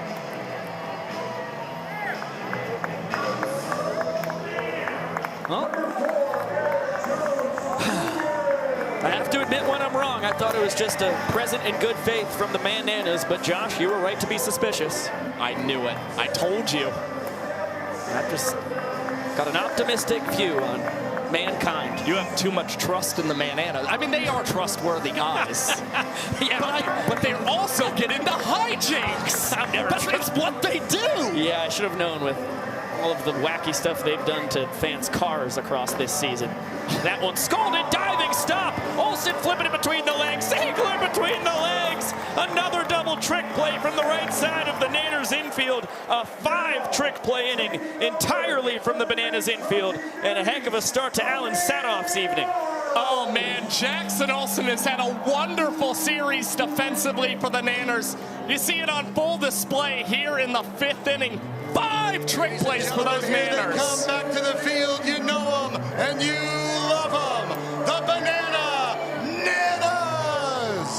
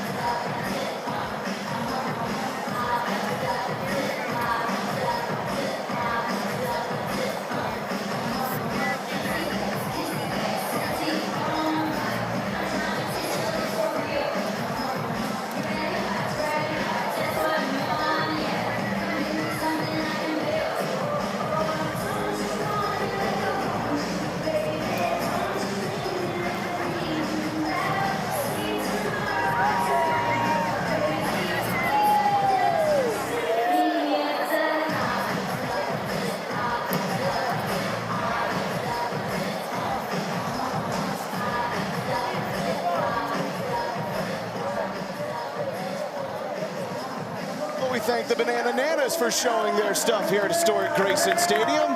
Back here for the bottom of the 5th inning, Zach Staten here doing my job as I have the entire night up here in the booth calling this game, which has seen some tremendous stuff. I certainly haven't been anywhere else. Nothing really weird going on around here, nothing shady to speak of. And either way, we go back to the ball game. Ben Dumb spinning a gem right now. 4 2/3, and that was history. Dan Oberst just hit it over the canopy in left field, and the ball game is tied.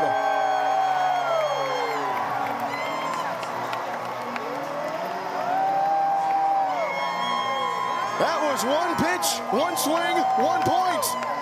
And the Bananas, just like that, make it a 1-1 game. That's the sport of banana ball. Firefighters scored 5 in the top of the 1st. Bananas score 1 in the bottom of the 5th. That's all it takes. Sam Bauman's with Danny O. I heard you called it. Reggie Horton also called it 1 inning ago. Just written. A lot of game left. We got a long ways to go. He's just a baller, guys. A long way to go. But Reggie Horton, the guy writes it. What is that? Well, that was insane. Literally, it was 1 swing and 1 point. And that was driven to B Road across the street. Absolutely insane. We've got some stuff going down on the field.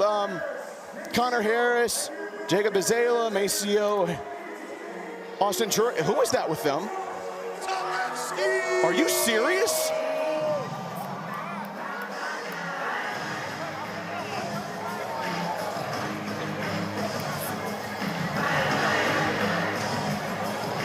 Is that Pico and Josh?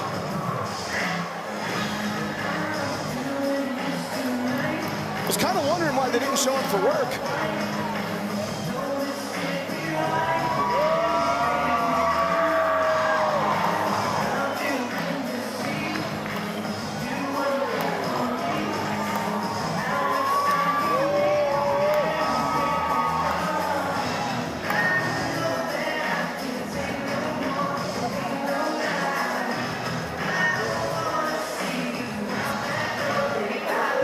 Dance moves on Pico and Josh. Oh. These two have a second career on them.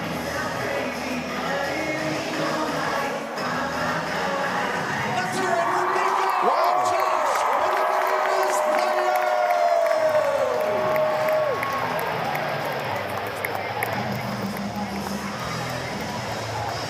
I'm going to be honest with you. I haven't seen Pico Scala move like that on a dance floor since, well, I don't know when. Josh Talevsky is milking this.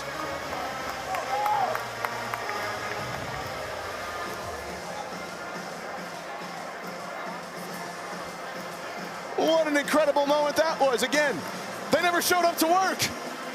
That's why I was up here by myself this entire time. Again, nothing to speak of about where else I've been tonight. Frankie Moscatello, we just heard him with some scrubs on. Now he's back on the mound. What are you doing here? Big Frank, you see his numbers? Just 11 1/3 this year. 11 hits, 15 Ks, giving up that 7.94 ERA. He'd like to make a little bit better. And well, look who we have here. He finally showed up to work today, folks. Pico Scala's in the booth. Yeah, I have no idea what's gone on first 5 innings of this ball game, but happy to get to join you. Completely out of breath. I was about to say, I was wondering why you didn't show up for work today. Dance practice all day with Maceo. We'll let you catch your breath for a moment while you bask in the glow of dancing to In Sync. Bryce Grzafi chasing another one back. We've already seen him make a great play. He will not make one there. He'd have to become either the tallest human being on the planet or the dugout would have to be invisible for him to make that play. Oh my God, it's Josh Talevsky in the booth now too. Hold on. We need to do some changing around here. Pico Scala, hold on, you take that.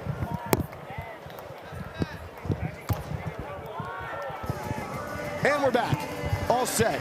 Josh Talevsky in the booth. This is crazy. I've never had 2 guests in the booth before, Josh. Yeah, it's a joy to be here. Out of breath. And Frankie Moscatello's got the good stuff going here. He does. We are all twisted up with headphones and everything. Let's take a second to get ourselves situated with Firefighter of the Night. Ladies and gentlemen, next up for the Firefighters is Dalton Cornett. Walking Dalton to the plate is Fire Engineer William Hamilton.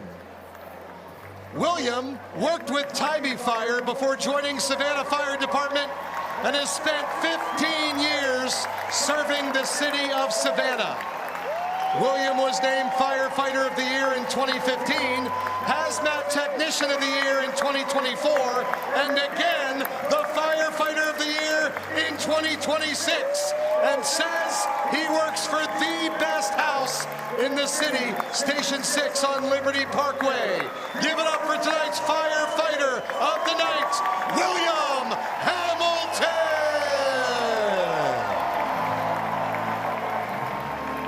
Always one of the best treats of our night, the Firefighter of the Night. This is something on our 100th game. We do this every single game, starting with game number 1. It was awesome to see Christian Dearman get out there with his father, a former retired firefighter, as well as DC3. Blast one into right field, that'll land in the corner. Ty Jackson on the ricochet. Dalton Cornett head down for second, sliding in with the double, and the Firefighters get another runner in scoring position off the crack of the bat from DC3. How about Cornett? Second extra base hit of the weekend after the 2-run triple he had last night. 5th hit of this series. This is the kind of series Dalton Cornett has been looking for ever since the summer months have started. He hasn't had exactly the kind of performances he's wanted. Tyner Hughes, that's not going to be what he wanted either, as Ryan Cox. A rare time where he gets it the old-fashioned way when the equalizer point is still up for grabs. Just like that, 2 down. Mason Maxwell is up to the dish. Mad Max striking out on 3 straight pitches in his last plate appearance. A lot changed from that point. Bananas didn't have a run. I was clearly calling this game. Biko and Josh had yet to show up for work today. Very concerned about why. I blame Paula. Hit to the sky. Kyle Jackson underneath, and he will just bring it in the old-fashioned way. But after Dalton Cornett gets on to second base, back-to-back pop-ups for the Firefighters. Frankie Moscatello gets out of the jam and keeps it a 1-1 ball game with the Bananas getting a little bit of momentum. I really want to know what's going on here. So you guys didn't show up to work for like 8 hours, and then all of a sudden you appear on the field with Maceo, Austin Drury, Jacob Bazala, Connor Harris, and just start dancing. Take me through what happened. Well, yeah, we've been here since 10 a.m. just rehearsing in the locker room with the boys. I feel pretty good about my performance. I think in the middle stages, I kind of lost the beat a little bit. Completely forgot what my lines were when I was on the line. But I was very happy about what my broadcast partner, Josh Talevsky, did the whole time. I mean, that is just nonstop energy. All right, here we go. I just wanted to make sure I have the proof about me. Maceo said to feel free to freestyle.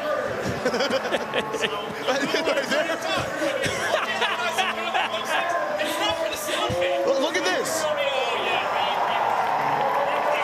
When was this? This was about 3 minutes before we got to air. Yeah. Oh. Yeah, I did have some Chipotle today. That unfortunately kind of came to roost there. Oh, yeah. Apparently, that's why the press box was shaking, not anything else. That'll do it to you. So, what are we supposed to do now? Am I supposed to just stay here? Like, do I go back downstairs? Like, what happens now? It's a wonderful question. I mean, since you started broadcasting, Dan Oberst on the first pitch he saw, solo home run, and it's, you know, causation or correlation, oldest question in the book. Was it you broadcasting? Was it the fact that I was coaching first base? I mean, we'll have to ask Dan after the game. I nearly got to the third base box. Luckily, I was able to wave Dan. I was about to say, did you give him the windmill? I did. Good for you.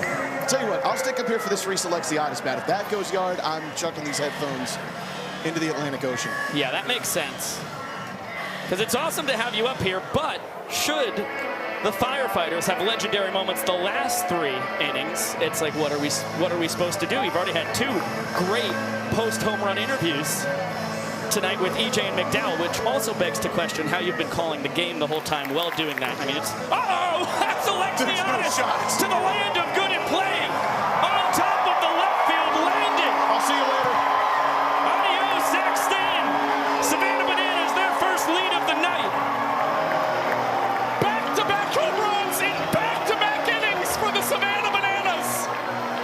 a sudden, they found the long ball and gets Bunting the third. And all the Bananas hitting the super with the Alexiadis finally going yard outside of a football field. Sam Bauman. Yeah, hey, Reese, the first inning, 13 minutes. You guys just trying to speed up the game here? Yeah, we got like 10 minutes left, I think. You can always count on Bill. We got more than 10 minutes, guys. Yeah, we've got a lot more than that, but it's not Alexiadis' job to keep track of time. It's just his job to hit the ball far. His 7th homer of the year, the first in a baseball stadium. Came at the perfect time for the Nanners here in this rubber game of the 3-game series, and also the final time that the Bananas and Firefighters will duel this season, at least as far as scheduled games go. That could change in October. For now, we'll get it on down to the young professor. We've got ourselves a blindfolded pillow fight. Fight!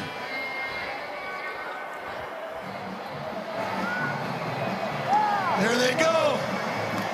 They're duking it out. Who will be the mightiest fighter of them all? Not me. Keep going. 10. Keep going. 9, 8, 7, 6, 5, 4, 3, 2, 1. Stop the fight. Stop the fight. Fans, it's time for you to vote. Is our winner Jack? Is our winner Diego? Is our winner Braylon? Or is our winner Colton?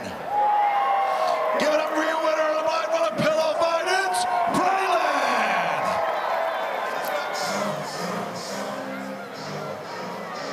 Thrilling blindfolded pillow fight. Ty Jackson, you had one of the best views in the house. How's your evening going? Thank you so much for joining us. Man, hey, it just got even better with the Reese Alexiadis home run to the super. Now, I would love to hear your analysis of it, because you guys were getting blanked through 4 innings. Bryce Grzafi had the only hit of the ball game for you guys. It was a blooper into left. And then Josh and I came down to coach first and third base. And since then, you've had 2 guys come to the plate. They have both hit inning-winning home runs. Yeah, you know, I saw Dan. Actually, I was coming out the Dan's show. I saw the ball in the air and knew it was gone. And then Alexiadis, I'm getting mic'd up. Next thing you know, I hear the crowd pop, and I see the ball flying. Full count on South Trimble. 9-10-1 here against Noah Nisnik. 4th different pitcher in as many innings for you guys. So you had Levesque go 4 frames, obviously the 5-run first, then 3 scoreless after that. Then Sadoff and Moscatello scoreless innings each.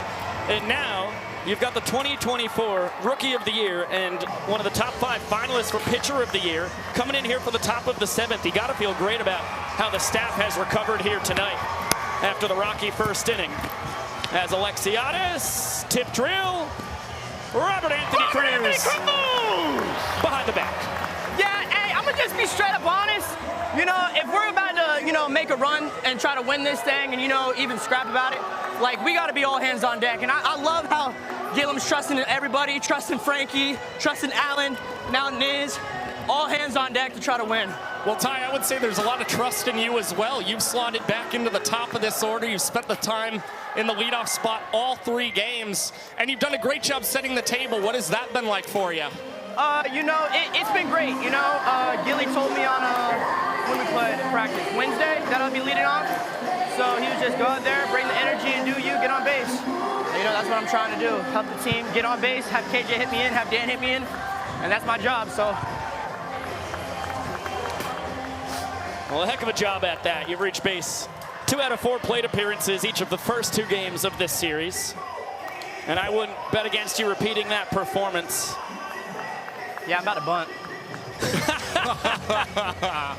Do you miss bunting, honesty hour, Ty Jackson? Honesty hour, 100%. Yeah. I mean, as a baseball guy, I don't think bunting's boring, but, you know, it's banana ball. It's not baseball. The Jackson triangle between first and the pitcher's mound was infamous here. Oh, yeah. Who's got it? I'll cover second, though. Speaking of Jackson, the Kyle variety makes the snag. Does it ever get confusing for you on this team? You got KJ, obviously same last name as you, and then your second baseman has the same first name as your last names. Like, is that a problem? I mean, I think it is because sometimes, like, after we're warming up, they're like, Jackson. And I look, and they're calling for Olsen or KJ, and I'm like, yeah, I get that a lot. I'll be the third option. Now, speaking of, potential problems, is it any problem for you to ever donate your glove to Danny Hosley when he's in right field? Oh, not at all. Oh, my goodness, not at all, because, hey, all the trick plays he makes with his glove should count towards me. That's what I think. Okay, we'll file that appeal under consideration for the time being. Oh, Ty! Sidebar! Look out for the turf monster. Thank you so much for joining us. Love you guys. Thank you, Ty. Love you, Big Tiger. Double trick play from KJ and Ziegler. Second time they've done that tonight. In fact, that's how this ball game started. And a heck of an inning for Noah Nisnik as he induces 4 trick plays, a 1-2-3 frame. And this Bananas bullpen firing on all cylinders in a game that looked like it was headed towards how last Sunday in Wrigley Field went. Ben Dum dominating Firefighters offense with that 5-run explosion in the first. But that is how quickly the tides can turn in Banana Ball. Every inning is just worth a point. And Josh, you were talking about it earlier, Tristan Levesque, you want to have a conversation with Kyle Lewis, a guy who's had many an inning throughout his illustrious career where it all goes wrong, and then you can still have yourself a really effective start for your team. Yeah, and shout out to Tristan Levesque if he did do that, but Cowboy Kyle, Noah Nisnik, another veteran might have gone out of their way to have that conversation with him too. I really wouldn't doubt it. Ryan Kellogg, also the pitching coach, has so much experience in that position. So the Bananas really found some momentum, and I'll say this, the Bananas now have 16 trick plays. They've gotten themselves a pretty sizable lead all of a sudden, denying that equalizer point. And their bullpen has often been known for racking up a lot of strikeouts, but tonight they have gotten a plethora of trick plays as Ryan Cox lifts the first pitch into left field, and South Trimble will haul it in right near that fair foul line. So after walk-off home runs from Dan Oberst and Reese Alexiadis to win the 5th and 6th innings respectively, both the leadoff hitters, so back-to-back in a roundabout way. Ben Dum still out there, bears down, gets a first pitch out against Ryan Cox, and now sets his sights on the captain, Bill Leroy. First pitch, left side. Lacey, Green, and Trimble all converging, and Showtime will make the catch. It's 2 pitches, 2 outs for Dum here in the 7th. And I want to say that you are seeing a new mentality for the Firefighters all of a sudden. Both Trimble and Lacey have opted not to collect trick plays, so it seems like the Firefighters no longer focused on an equalizer point, but instead keeping this game close and competitive, as it looks like it's going to be a tight one to finish.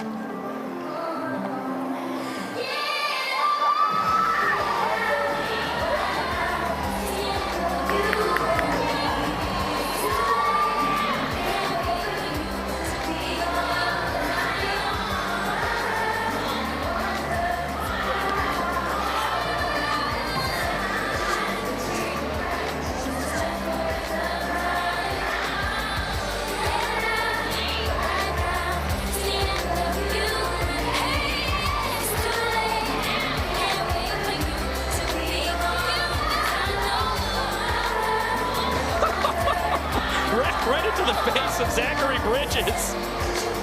Feisty finish to another soaking wet walk-up, which I mean, he is really feeling that. That has become a staple for Cruz, and he ends up lining it straight into his former teammate's glove. EJ with the snag over at first. That is a sub-1-minute inning, though, for Ben Dum with the stoppages you got from that Robert Anthony Cruz walk-off. Ben Dum has the fastest inning ever in the history of the Firefighters franchise. It only took 3 pitches. That certainly helps.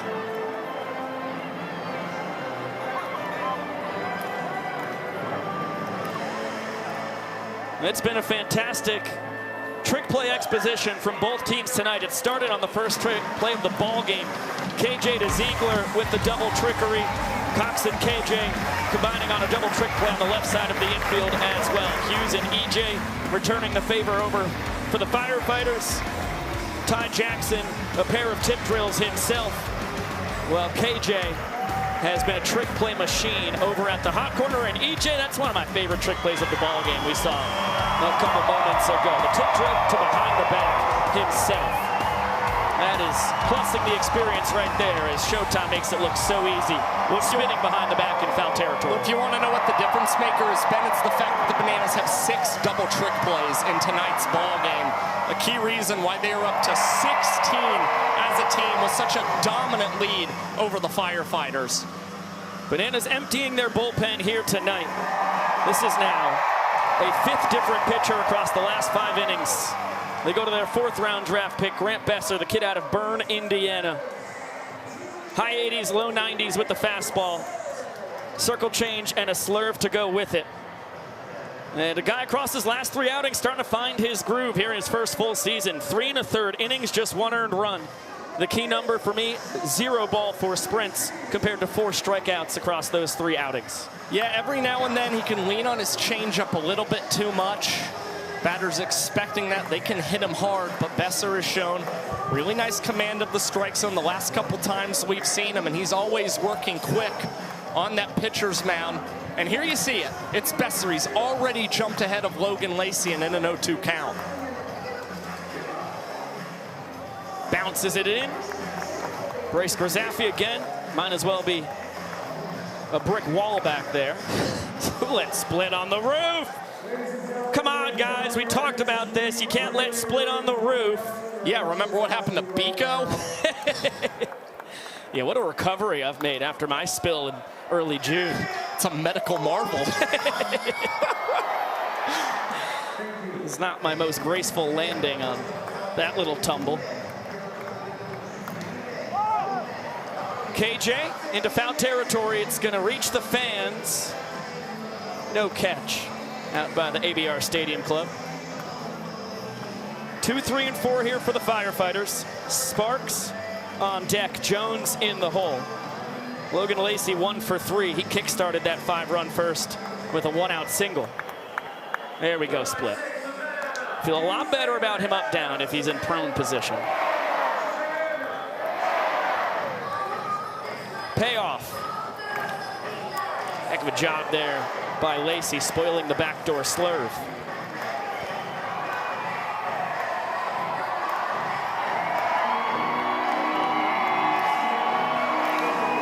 Another good fight. This could be playable, though. Grzafi hurtling towards his dugout. Oh, can't make the play.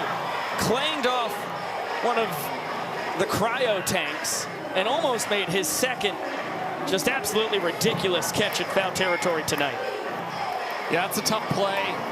You're going up near the dugout and the netting for that matter. Grzafi also having to contend with a couple buckets that were right near him. You see him crash into those. It all leads to Logan Lacey now working a 10th pitch against Besser and drawing the ball for sprint. Lacey will just get 90 feet on it. Textbook sprint defense. Bananas get it around their infield and outfield very quickly. So Lacey aboard for the 2nd time tonight. Gives way to Noah Bridges. Firefighters designated runner. Here in his 5th year in the sport. One of the fastest players around. And certainly natural speed, but also something that he worked at all through youth. This is a guy who got a parachute when he was a kid to improve his sprint speed. And got convinced to join the track team as a senior in high school. His first race, competitor said, "Good job, but I beat you." He told him he'll never beat me again. As Rack barreling in, we'll have to knock that one down. Bridges will go station to station. Lamar Sparks, his 3rd hit of the ball game, 2 on with nobody out. Long story short, the next day Noah Bridges said, "I want to make states." All of a sudden he was running 6'5", 55-meter runs. He did 6'4" for states. And when all was said and done, he ended up getting to the state final, took 4th in North Carolina, the only year he ever ran track. That is serious speed. And that's the Wheels that are currently in scoring position with the ball and a strike on Eric Jones Jr. Lofted to straightaway center. Alexiadis full sprint. He won't get there. Cruz throw to third. Not in time. Really tough ball for Bridges to judge. And he uses that elite speed to get over to third base. Bloop knock for EJ. His second base hit of the ball game. They are loaded with no outs. And Danny Hosley is getting the call. That's a tough one for Grant Besser. He had Logan Lacey 0-2. Long battle, ended up losing him on the ball four sprint. And then a Sparks and EJ single, neither of them crushed. All three runners belong to him as Tyler Gillum turns to the best pitcher in the sport here in 2026. I don't think anybody would argue the best pitcher in the history of banana ball. But boy, has he been impressive here in his fourth World Tour. That 1.39 ERA. The best in banana ball by a long shot. That pitch right there, the Vulcan changeup, is wide. Swung on and missed by Darian McDowell. Chopper. KJ coming home with it. There's one. Grzafi to first. Double play. Oh, it's the howitzer from Grizz. A 5-2-3 twin killing. Exactly what the Nanners needed.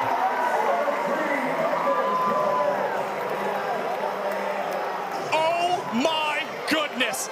Bryce Grzafi has had the game of his life behind the dish for the Savannah Bananas. The game calling so far, big plays, big throws, and that another one as this one trickles up the middle, and right after the big play from Grizz, Dalton Cornett with yet another bleeder in the frame for the Firefighters that gets them 2 much-needed runs. Sparks and Jones both come home. As clutch as they come for Cornett, his 4th and 5th RBIs of the year. All right, so Blake Morgan.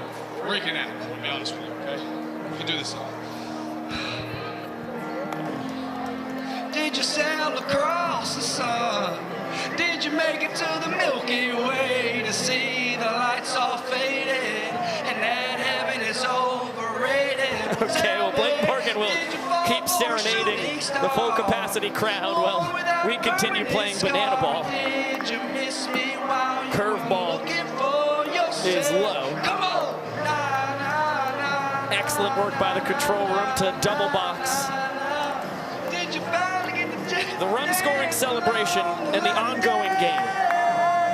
I mean, this is banana ball for you right here. Check on Cornett. Not a threat to run. He does have a couple steals this year, but he's been thrown out 3 times as well. As the fastball gets the bottom of the zone to run the count full on Hughes. Another very productive night for Tiny this weekend. A double and a sprint. Cornett, of course, taking off on the 3-2. But the Vulcan changeup gets the strikeout for Hosley. Dalton Cornett in the clutch. A broken bat. 2-run, 2-out single. Firefighters, an excellent opportunity to pull even. Going into our final inning where every run scored counts as a point. Time to turn this place yellow. Banana Land tradition. So we need everybody to get those cell phone flashlights out because together we're gonna light up the sky. And get those singing voices on because it's time for yellow.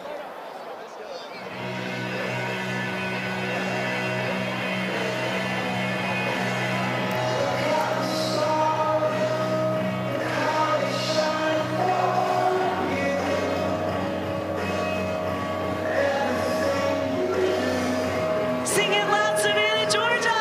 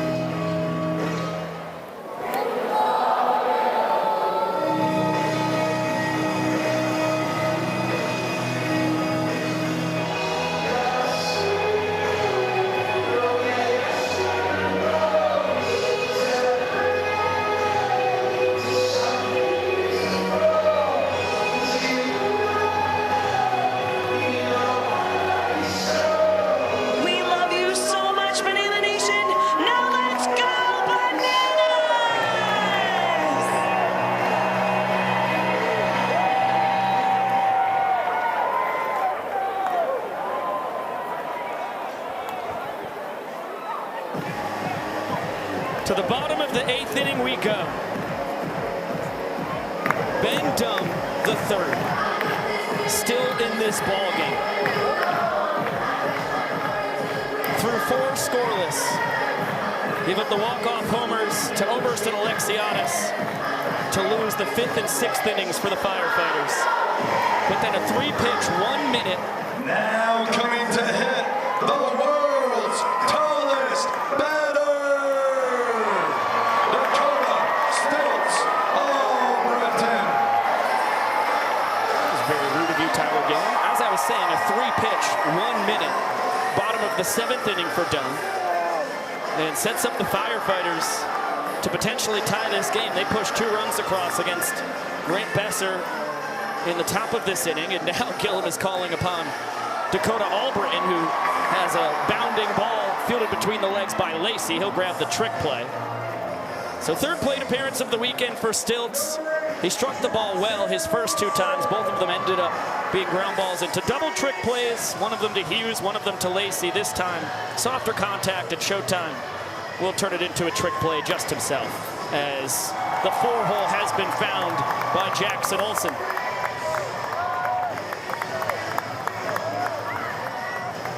And that's exactly what the Bananas needed.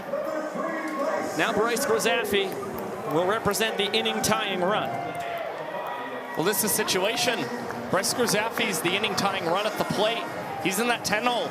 Like we said last night, the Bananas could go to a golden batter in this position, but they will choose to let Grizz swing the stick, as he did single earlier in the game, the lone batter that Christian Dearman faced. And that was the first hit of the ball game for the Bananas. It was a bloop single to left. Perfectly placed between Trimble and Lacey. And Grizz certainly not known for his pop. Only 6 home runs across his college career, one of them last year at Lamar. It was a fantastic senior season, though. Hit 287, reached base at a 401 clip, and this is why he's beloved by Tyler Gillum.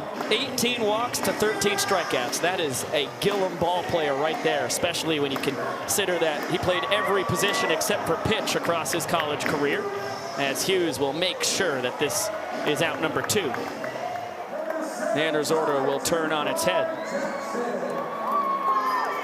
Ty Jackson takes his turn representing the inning-tying run. We have seen a career high 3 long balls for Ty Jackson this season. I'm hoping he can get a big swing. Nobody's forgotten about that magical home run. His last AB as a collegiate Banana here in this ballpark, out to left field. And this would be a perfect time for Ty Two Fly to try and repeat something like that. And that was in Game 2 of the 2022 Coastal Plain League Championship against the Wilson Tobbs. Just can't script it. It's the beauty of baseball. Ty would go on to win a 3rd straight Pettit Cup with the Lexington County Blowfish, summer of 2023, before coming back to the world of banana ball in 2024. The rest is history. Just a proven winner. Reason why he was protected by the Bananas ahead of the first ever draft, as he is plunked for a 2nd time this weekend. And Drury and Besser checking on their veteran. I mean, that is the Energizer Bunny of this locker room. Dr. Frankie gets to make another appearance. He diagnosed Ty to have that dog in him. We were asking earlier if there was a DR, maybe a doctor in the house. And thank goodness Frankie showed up for the game tonight. Oh, what a late reaction there for Ty. He thought he was okay, and then all of a sudden, crippling pain. Well, that will be the end of the road for Ben Dunn. That is 3 straight unbelievable starts. The first 3 starts of his banana ball career. And just like on Sunday in Wrigley Field with 2 outs in the 8th inning, he hands the ball off to the Firefighters closer, Johnny Hummel, who has been excellent as of late. He is 3 for 3 in save opportunities across his last 3 tries. Of course, this coming in with a deficit, not a save opportunity. He's trying to get a victory for his Firefighters. Kyle Jackson with the inning tying run at first. I thought he had a home run his first plate appearance. It was ruled foul by the right field umpire, David Proctor. Long ball here would turn this inning on its head. Put the Bananas up 3-1 heading to the 9th, and now we'll make it a 2-2 game. And almost had the upper hand in this matchup. KJ just 1 for 4 against the Firefighters closer this season, who's got Doc and Lightning McQueen looking on. Heater misses high. The one hit was a big one. It was a double in the top of the 9th inning in Memorial Stadium in Lincoln, Nebraska.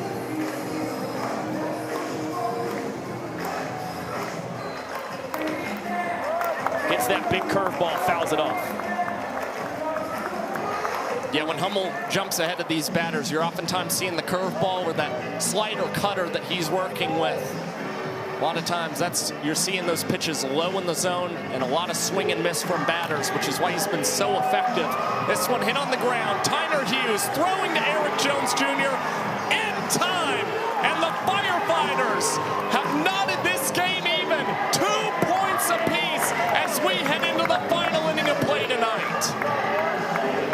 Are you not entertained? This is exactly what we deserved.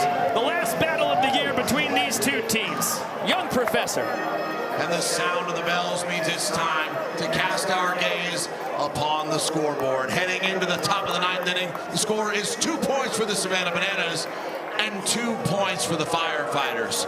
But here's the thing about the game of banana ball. In the final inning, every run counts for a point. That means a lot is on the line. For the last month, these two teams, the Bananas and Firefighters, have been at each other's throats. They have been neck and neck, and this is the game that determines the weekend series. Anything can happen here, ladies and gentlemen, and if we are still tied at the end of the 9th inning, it will force a one-on-one showdown tiebreaker. So, ladies and gentlemen, let's give some energy and make some noise, because this is the final inning. The 12th and final battle this season between the Firefighters and Bananas. It's 2-2 going to the 9th inning. How the heck did we get here? Well, it started with a 5-run inning. Top of the first, EJ the 3-run homer, and then back-to-back, Darian McDowell the solo shot.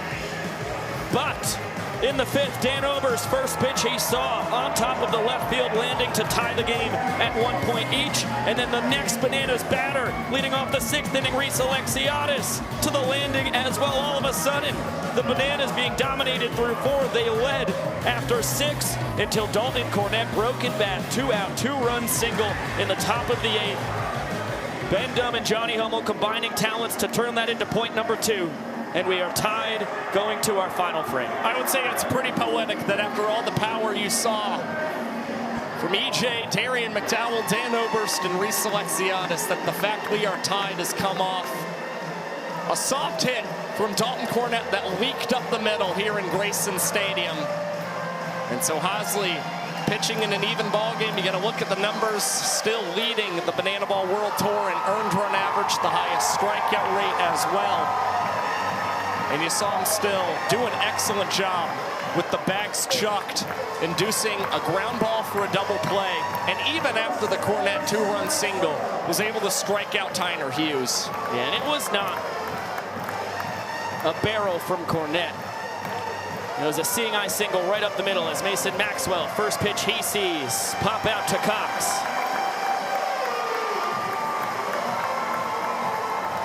One down here in the top of the 9th. Bottom 3 in the order due to swing it. This would be South Trimble's spot, but it seems like the Firefighters are going with the golden batter. Ladies and gentlemen, the Firefighters are invoking the golden batter rule. Hitting in the place of South Trimble is the Firefighters' golden batter, DC3 Dalton Cornett! How much fun is this? The rivalry that goes all the way back to the 2023 World Tour when Cornett was in his 2nd season as a party animal. It reached its fever pitch with the out-of-the-park home run and showdowns to win the semifinal battle between the Firefighters and Bananas last October. And Cornette lifting this to right. Officially across the last two nights, 2 for 4 against Danny Hosley. Oh, that's a lot of frustration for Dalton Cornette right after that swing. It was a bat spike that you saw into the turf. Cornette just getting under that one a hair. And now Danny Hosley will duke it out against another powerful Firefighters bat. They're going to their bench and turning to Dakota McFadden. D-Mac saw a 5-game hitting streak, and last night he did pick up a ball for a sprint.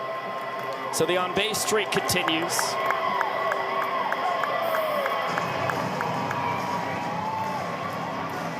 McFadden, 16 career home runs. Banana Ball journey that goes back to the One City World Tour in 2021.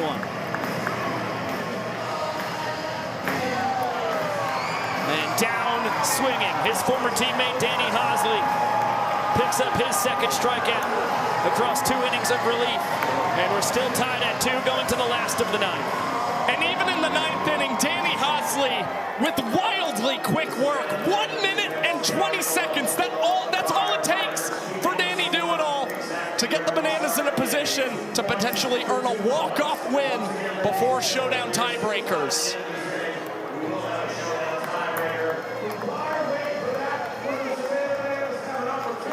It'll be 3, 4, and 5 due to swing it for the Bananas in the bottom of the 9th as you look at the Tour MPI leaders. How about Kyle Perry? 1 of 1. Rookie last year is the only rookie on the Savannah Bananas. 8th round draft pick to the Loco Beach Coconuts. He's also got the 3rd best ERA in the sport. Cannot wait to see him in Minneapolis this coming weekend. And then you see Danny Hosley. We've gotten 2 innings of him tonight. And Ben Dunn, we got to see him pitch through 8 innings. In the end, he will be credited with 6 2/3 frames.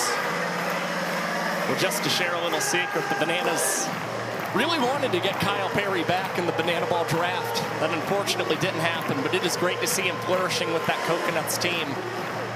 Since the start of May, Kyle Perry still has not allowed a ball four sprint on the mound for the Coconuts. And the Firefighters now, as we enter the bottom of the 9th inning, are hoping for exquisite control from Johnny Hummel. No free passes. So he's got to do battle against 3, 4, and 5 in this Nanners order. Oberst, Alexiadis, and Cox, and there's a good chance that you see a golden batter in place of the Bananas glove magician. Big swing and a foul ball from Dan Oberst.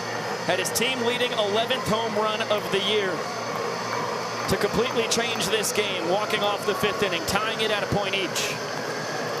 Chases the elevated fastball. Came in tonight leading the sport with his .405 batting average. He's pacing the Bananas in home runs, triples, and doubles, as well as runs batted in. As Oberst goes, this Bananas offense goes. Another good call on a close pitch from Bryson Wheeler, who has been very sharp calling balls and strikes tonight. It was a perfect 0-2 pitch. Oberst took it. Good frame by Bridges. It's ball 1, as that one is strike 3. Excellent work from Hummel to freeze Oberst.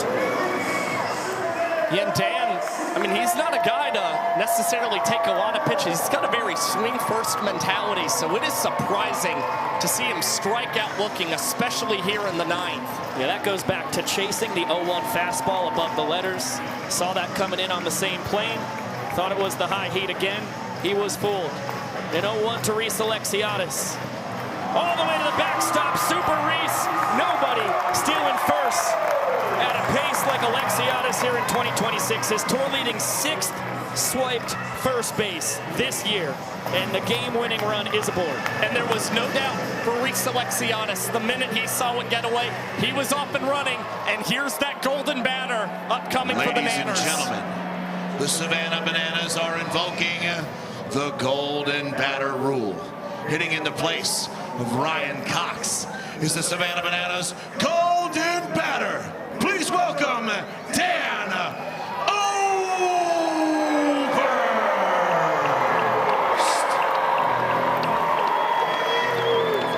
Well, you just got to look at him. He struck out on 4 pitches to open up the bottom of the 9th. Says hello again to Johnny Lightning.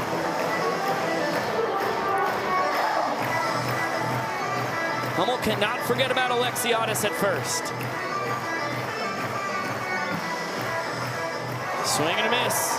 That's the slider cutter hybrid. Got Dan to chase. Super Reese over at first, 11 steals and 12 tries this year.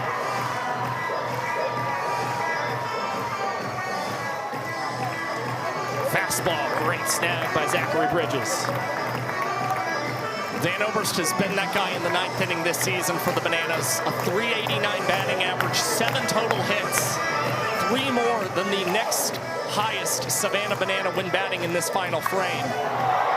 Lifts this deep out to right center. Tracked down by Noah Bridges. He will heave it towards first.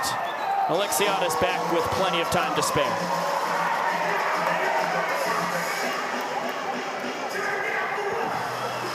Got to tip your cap to Johnny Hummel, taking care of Dan Oberst twice in the bottom of the 9th with no wiggle room. Very impressive. Well, I just mentioned the numbers for Oberst in the 9th inning. 3 more hits than the next highest Banana. That would be Bill Leroy, the man now up to the dish for the Bananas, who's certainly hunting redemption. Remember Thursday night, the game ended. Full count, payoff pitch from Johnny Hummel, and Bill Leroy chased to strike out and end that ball game. He would love to see if he can get the game-winning knock now against Hummel and earn a season series split for the Savannah Bananas. It was the first time Bill saw Hummel here in 2026.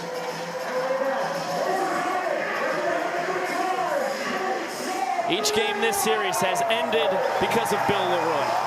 The strikeout against Hummel on Thursday night. And then the caught stealing, Bill throwing out Noah Bridges, trying to swipe third in the top of the 9th an evening ago. The 1-1. Popped. Jones Jr. with the call. And the catch. We are going to showdowns. Johnny Hummel absolutely electric. He's gotten the 4 outs that the Firefighters have needed to get them their 2nd point and get this game to showdowns. There's no other way that this season series could end. You consider all the nail-biters here in 2026. It was destiny that the Bananas and Firefighters went to showdowns. And keep this in mind, the Firefighters are still the only team in Banana Ball that have not lost in showdown tiebreakers this year. A perfect 4-0. And in both these teams were 3-0. Going into night 1 in Iowa City, back on July 3rd. It was an unstoppable force running into an immovable object, the Firefighters, after 3 rounds of showdowns. The Austin Temple strikeout of Dan Oberst, as you get a look at how showdowns work here in our young sport of Banana Ball. All we have to worry about for now is round 1. Danny Hosley will be the pitcher. Reese Alexiadis will be the fielder. Bryce Grzaffi still behind the dish. And I would say the Bananas can still confidently lean on Danny Hosley. Only threw 15 pitches and 2 innings of relief for this squad, so still awfully fresh. I mean, usually you see around 15 pitches per average on inning, in 1 inning, I should say. So Hosley in a good position. He's got his typical showdown defender behind him in Reese Alexiadis. And the Firefighters are going to get this started with the most powerful bat in their lineup this season. Their team leader in home runs. It's Lamar Sparks up to the dish. Saw him hit long ball number 10 last night off of Austin Drury. Hosley got a showdown shutdown against Sparks in that July 3rd battle in Kinnick Stadium.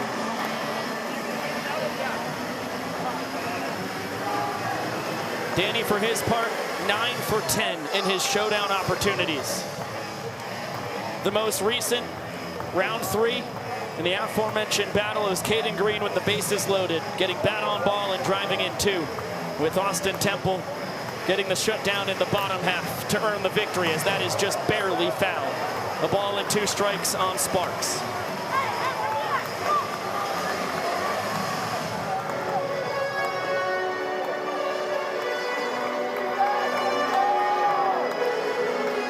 Fastball just misses. Another excellent call by Grayson Wheeler.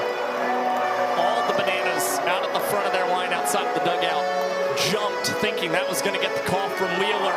Now Hosley's next pitch catches the corner. Danny Donoff does it again, and he's got double-digit showdown shutdowns this season for the Nanners. Perfect fastball with 2-seam backdoor action. And the signature celebration for Hosley. There is nobody like him. His 10th showdown shutdown this year. Holden, Hummel, and Miller are the closest to him with 4 shutdowns apiece. Hummel, to his credit, has been superb in these high-pressure situations as well. Only 1 walk-off allowed across his 5 appearances in showdowns. And he was able to trade blows with Hosley twice in that July 3rd battle, getting a couple massive strikeouts. That's the key figure right there, the strikeouts for Johnny Hummel. Kept the Bananas from putting it in play, and he's hoping he can do that here. Dan Oberst will now see Hummel yet again tonight. Faced him twice in the 9th inning. A strikeout looking, a fly out to center field, but now looking for the last lap here in round 1 of showdowns. The only player in the sport still hitting above 400. The game is in the hands of Johnny Hummel and Dan Oberst. That ball blasted straight away center. See you later, Dan Oberst, the Bananas hero, a series winner, out of the park home run here in Grayson Stadium.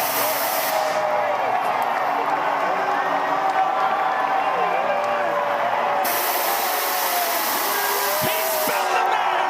He is still the man for this Savannah Bananas squad.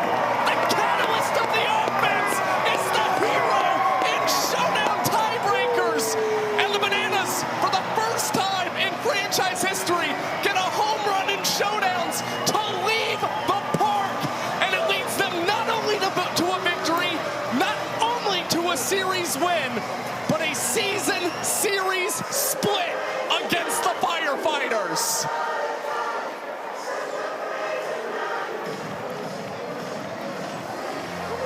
Another look. It's that devastating hook from Hummel, but he hung it. And Hosley goes to the deepest part of the park over the 16-foot historic Grayson Stadium scoreboard. He had the home run to tie this game and walk off the 5th inning. He has the home run to win it.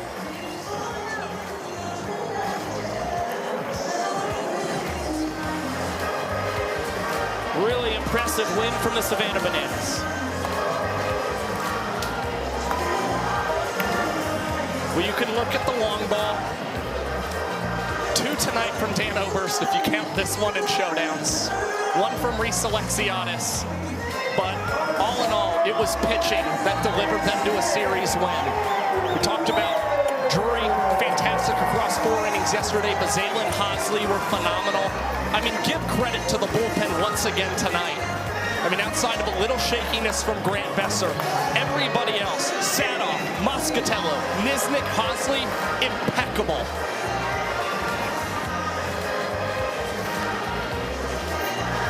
And of course, it is a 4-2 final score, because when you hit an out of the park home run in showdowns, you get an extra point.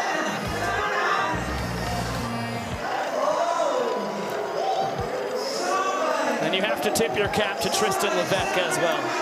Had the worst inning of his young banana ball career to open up the night, a 5-run first for the Firefighters. He went back out there and threw 3 scoreless innings after that. That is an integral part of this 4-2 victory for the Bananas.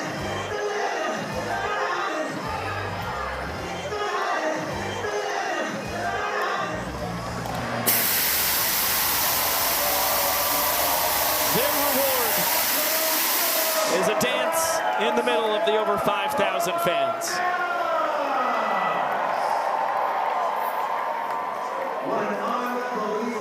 Sam Bauman hunting the showman of the game. It's a repeat from last night. Well-deserved. SB, you've got it. Yeah, Dan, yesterday you said, I got to hang out with you a while. Well, you're back. The game starts with your bat on a home run. The game ends with your bat on a home run. Talk about just the weight of carrying that big old bat, Danny. Wow, that's pause. Yeah, it was a great night, and a lot of guys stepped up. Obviously, some big swings, but just glad to get a series win. 18 games left. Keep rolling. Dan, yeah, big bat. But talk about the pitching staff that came out here today. By commission. Well, Hosley, I don't know where he's at. The guy's a freak. Bazela last night. Drury, our whole staff, man. I mean, I believe in all these guys. We all believe in each other. I'm a little tired, but I love playing this game. I love these dudes. It's a great weekend. Hey, this guy won't talk about himself. Who will? Niz, what you got for Dan? Yeah, get Ty Jackson up here, because Ty had the best over farm I ever saw. Right before that pitch, what'd you say? I said Dan Obers is going to call a game, and that's what he does. He to go. That's all I got to say. I'm about to get out of pocket, but he to go. He to go. And look at him. I'll eat him right. Hey. I'll eat him right. Hey. Valentine, no. Hey, you're back-to-back showman of the night. Dan Obers, Bananas win. Yes, sir. I can't do better, guys. Come on. That was a pro toss from Ryan Cox. It seems like a bi-weekly theme.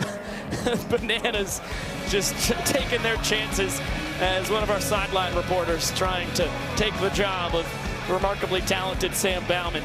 Dan Oberst, the man of the match. Back-to-back nights. He was the hero that the Bananas needed, and he came through in the clutch. You know, it just reminds me of earlier today. We were hanging out around the Bananas dugout pregame, and it was Dan Oberst just talking us through the strategy tonight for the Savannah Bananas, saying, you know, this team certainly needs to be a little more disciplined. You know, we gotta figure out a way to grit it out. And, you know, it was certainly mostly on the back of Dan Oberst, but nonetheless, they know that they can rely on a guy like him. An unbelievable performance yet again for Danny Barrels. And I mean, right now, if you're looking at some MVP candidates, Dan Oberst, Kyle Martin are clear favorites in the Banana Ball Championship League this season. Not a doubt about it. Kyle Martin has to be the odds-on favorite. But Dan Oberst is certainly making it interesting here in the final third of this inaugural season of the Banana Ball Championship League. Welcome back inside with the statistical savant of Banana Ball, Mr. Josh Talevsky. I am Biko Scala. Again, thank you so much for spending your Saturday night with us. Thank you for spending your last 3 nights with us here in virtual Banana Land. This is exactly what we deserved. I mean, a wonderful season series going all the way back to early March. It ends tied 6 games apiece between the Firefighters and Bananas, and all 3 of these games, heart-thumping action down to the final strike. And you think about it last season, the Firefighters only wound up winning 3 total games against the Savannah Bananas in the regular season. For them to come away with a season series split this season speaks volumes to how improved this team is and how close in particular they've played the Savannah Bananas. Once again, another contest. It just continues to follow a theme of this game going down to the wire, and the Bananas able to prevail in showdowns and finally hand the Firefighters their first loss in showdowns as well.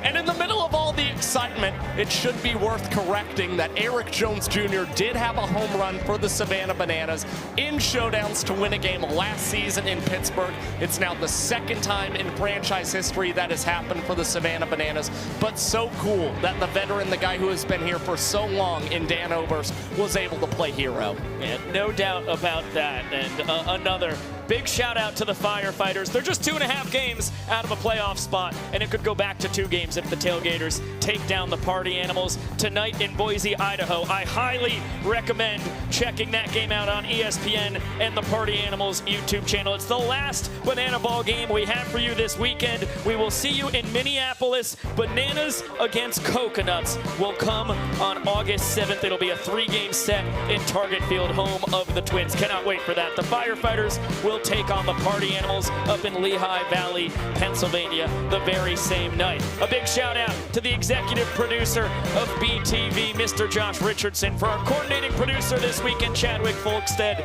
Our director tonight, we know her as Arch Pongle. Legally, it's Arch Pingle, but we'll call her Pongle Pingle. It's a real tomato-tomato situation. Tremendous work from Arch and everybody in the control room, as well as our folks on the field, our camera operators, sound techs, our engineers. We could not do it without the army that it takes to make this thing possible. For Sam Bauman and Zach Staten down on the field, for Josh Talevsky in the booth, I am Biko Scala saying so long for now. The Bananas take this 3-game set, and they will see the Coconuts come August 7th. And until then, we will see you later!